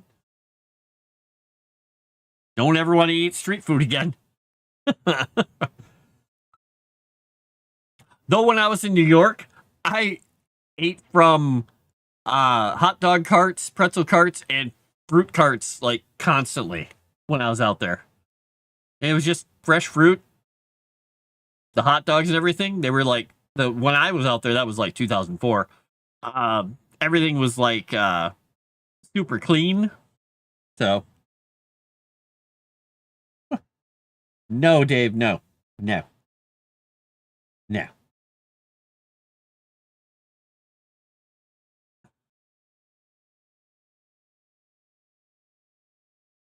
See, now I want, how in the old versions of D&D there are things like minute meteors and meteor swarm and stuff. I want a high level spell where you just, get a little ball of blood and you can throw a blood fireball. So you just summon it into blood and throw it like a fireball and it explodes. But I want also to be able to make a blood thing like that where you just cast it and you can create like a small blood rainstorm. Wow, this is gross.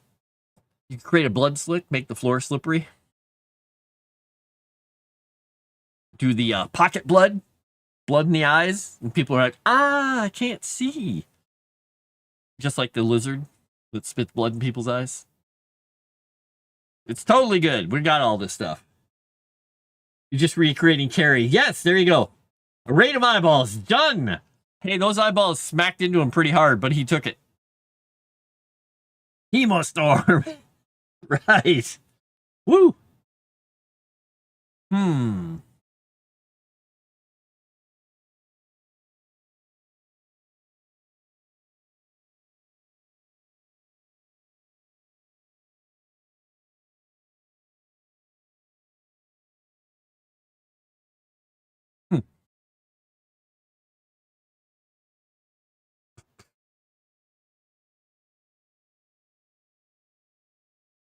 Not that nasty. I'm talking about a pot that never gets emptied or cleaned that you use for broth or possibly soup. Oh. Ew. Interesting. Well, there you go. That's like seasoning. You have seasoned the pot very nicely. All right, Garad. So if I think I could make up a dragon. It would be interesting if there was one in Moda.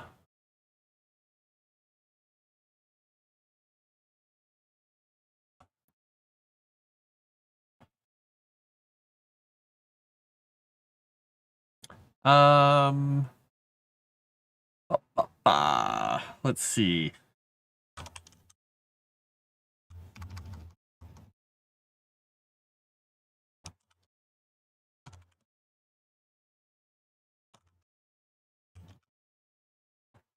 Let's see here.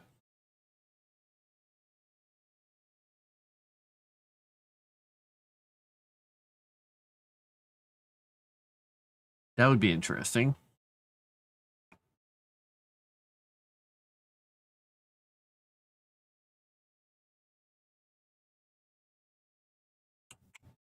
Okay, that really doesn't help. There we go. This is it.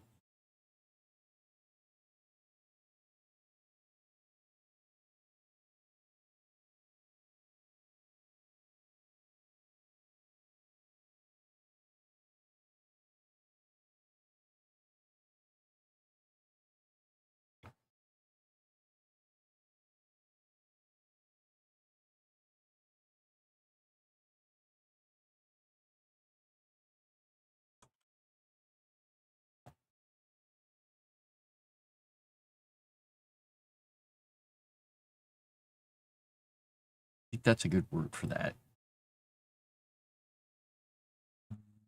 Want to join your newsletter? No.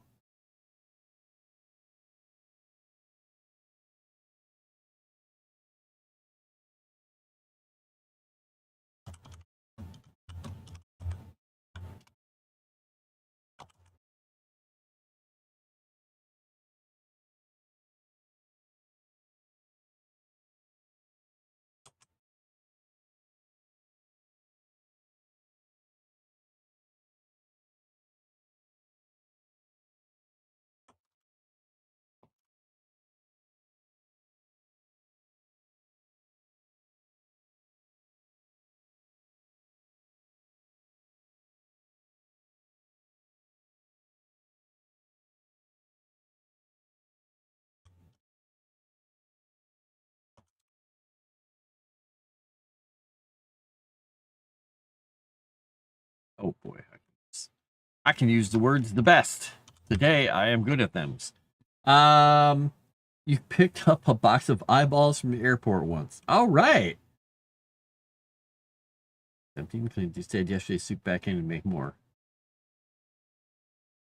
Hemostorm that turns the blood into something like broken glass shards. Hmm.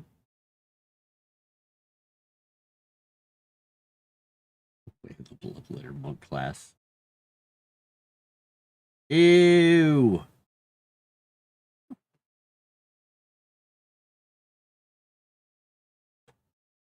Wow.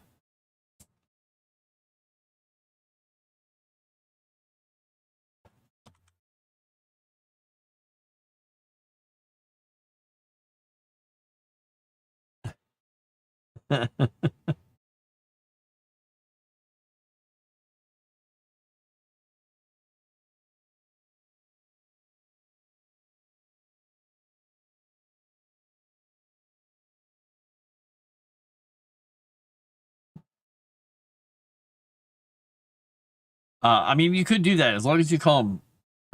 What's the word? Rhombus.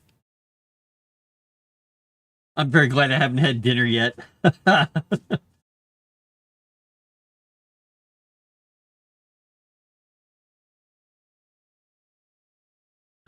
All right, let's see.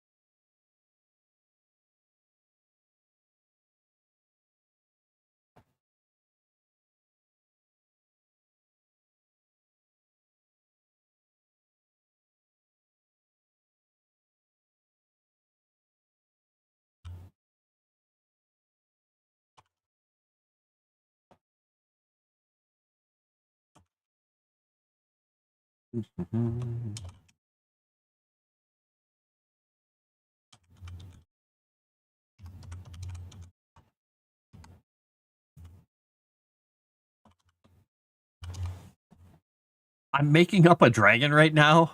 It's not going to be necessarily a legendary dragon, but we can come up with what he is. I'm saying that in Moda, there is a dragon called Musuh. He's called the Lord of Glass. He's a powerful dragon that has been warped by long exposure to the dreamscape. Musuh's breath weapon has been transformed to something akin to living glass, which solidifies into brittle shards after impact.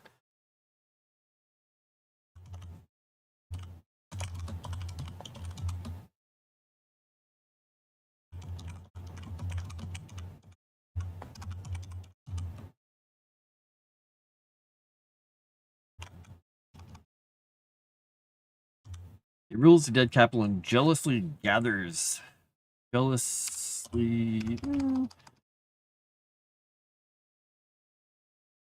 treasure and artifacts to hoard.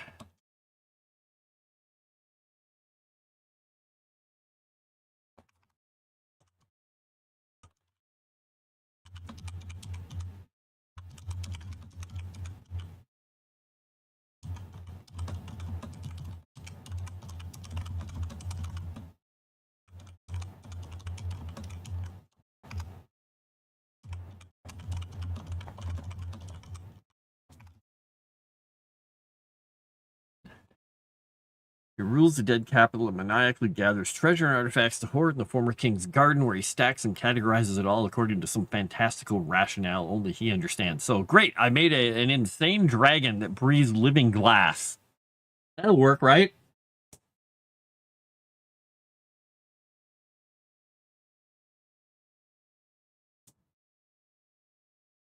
When have I ever regretted anything on this channel? Not another word about puns. The hags have vampirism too. My spell fizzled. Guess I'm out of circulation. Oh. Ew.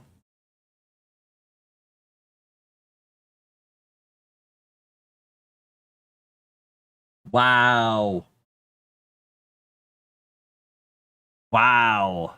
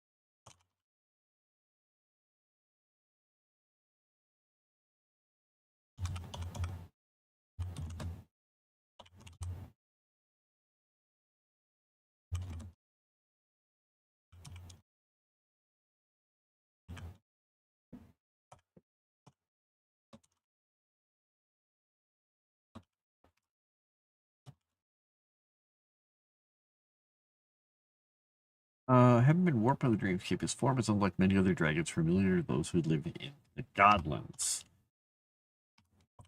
His body is elongated and thin, sinewy, and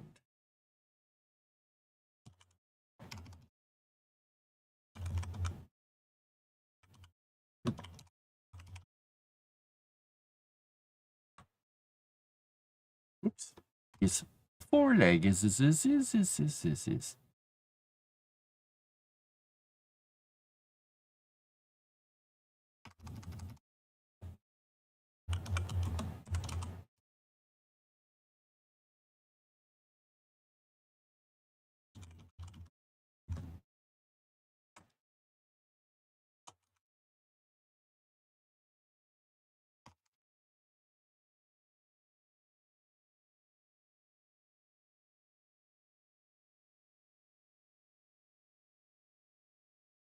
Field eagle. Imagine a scaled eagle. That would be fun.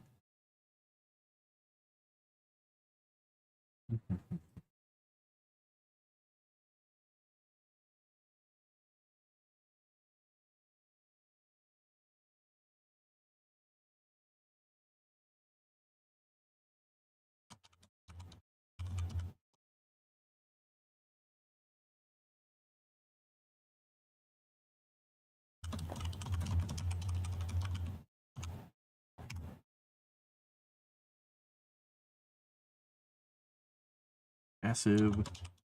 Oh, look, this is Deja Vu. Massive scaled bird of prey.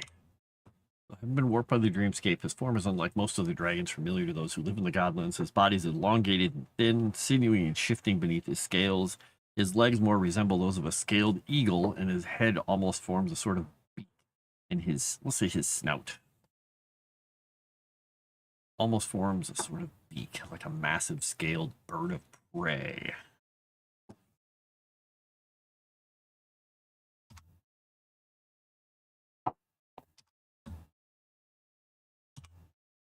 Well, yeah, Musu, the Lord of Glass, he's crazy. He's crazy. He's coming for you. Stay away from him. Resurrection, not a day at the Hilton.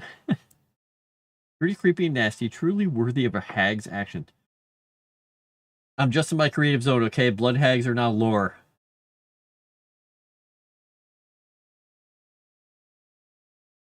There goes dinner. Wow. Better go catch it. Oh, boy. Good luck, Crescent. Good luck. And this is how we control everybody's appetite and weight. By sickening them to the point where they can't eat.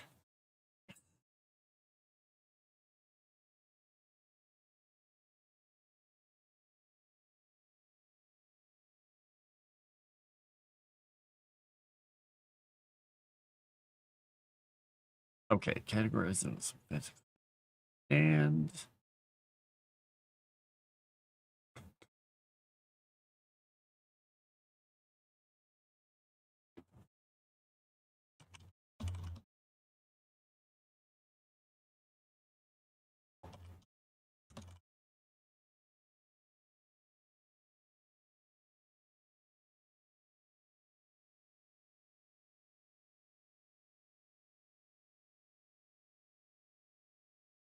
okay, so some leading to the underside.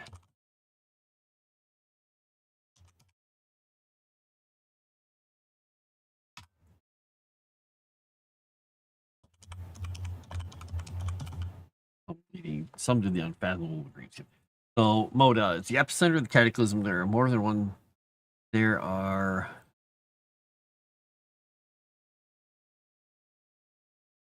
I don't want to write this.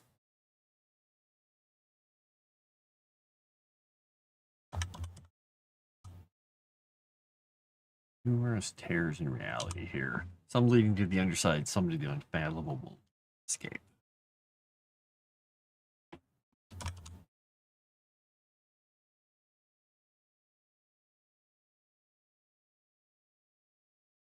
That should be approached lightly. Okay, there we go. Scroll up. Okay, wait.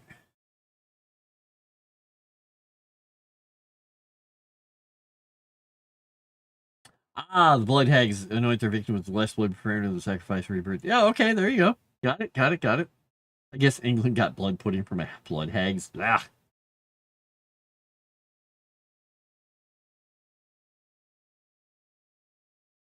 I like how Crescent says, Erudia!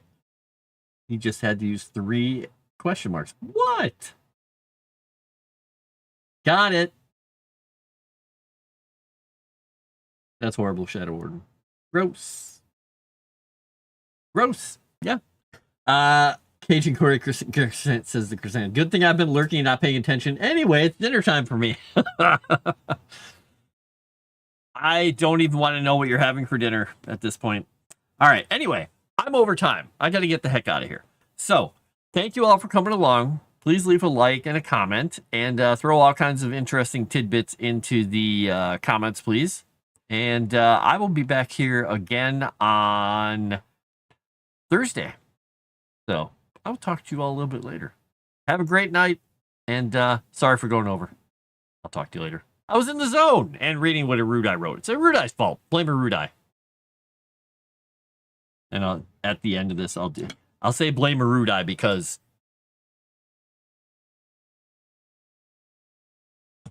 And that's it. I'm out of here.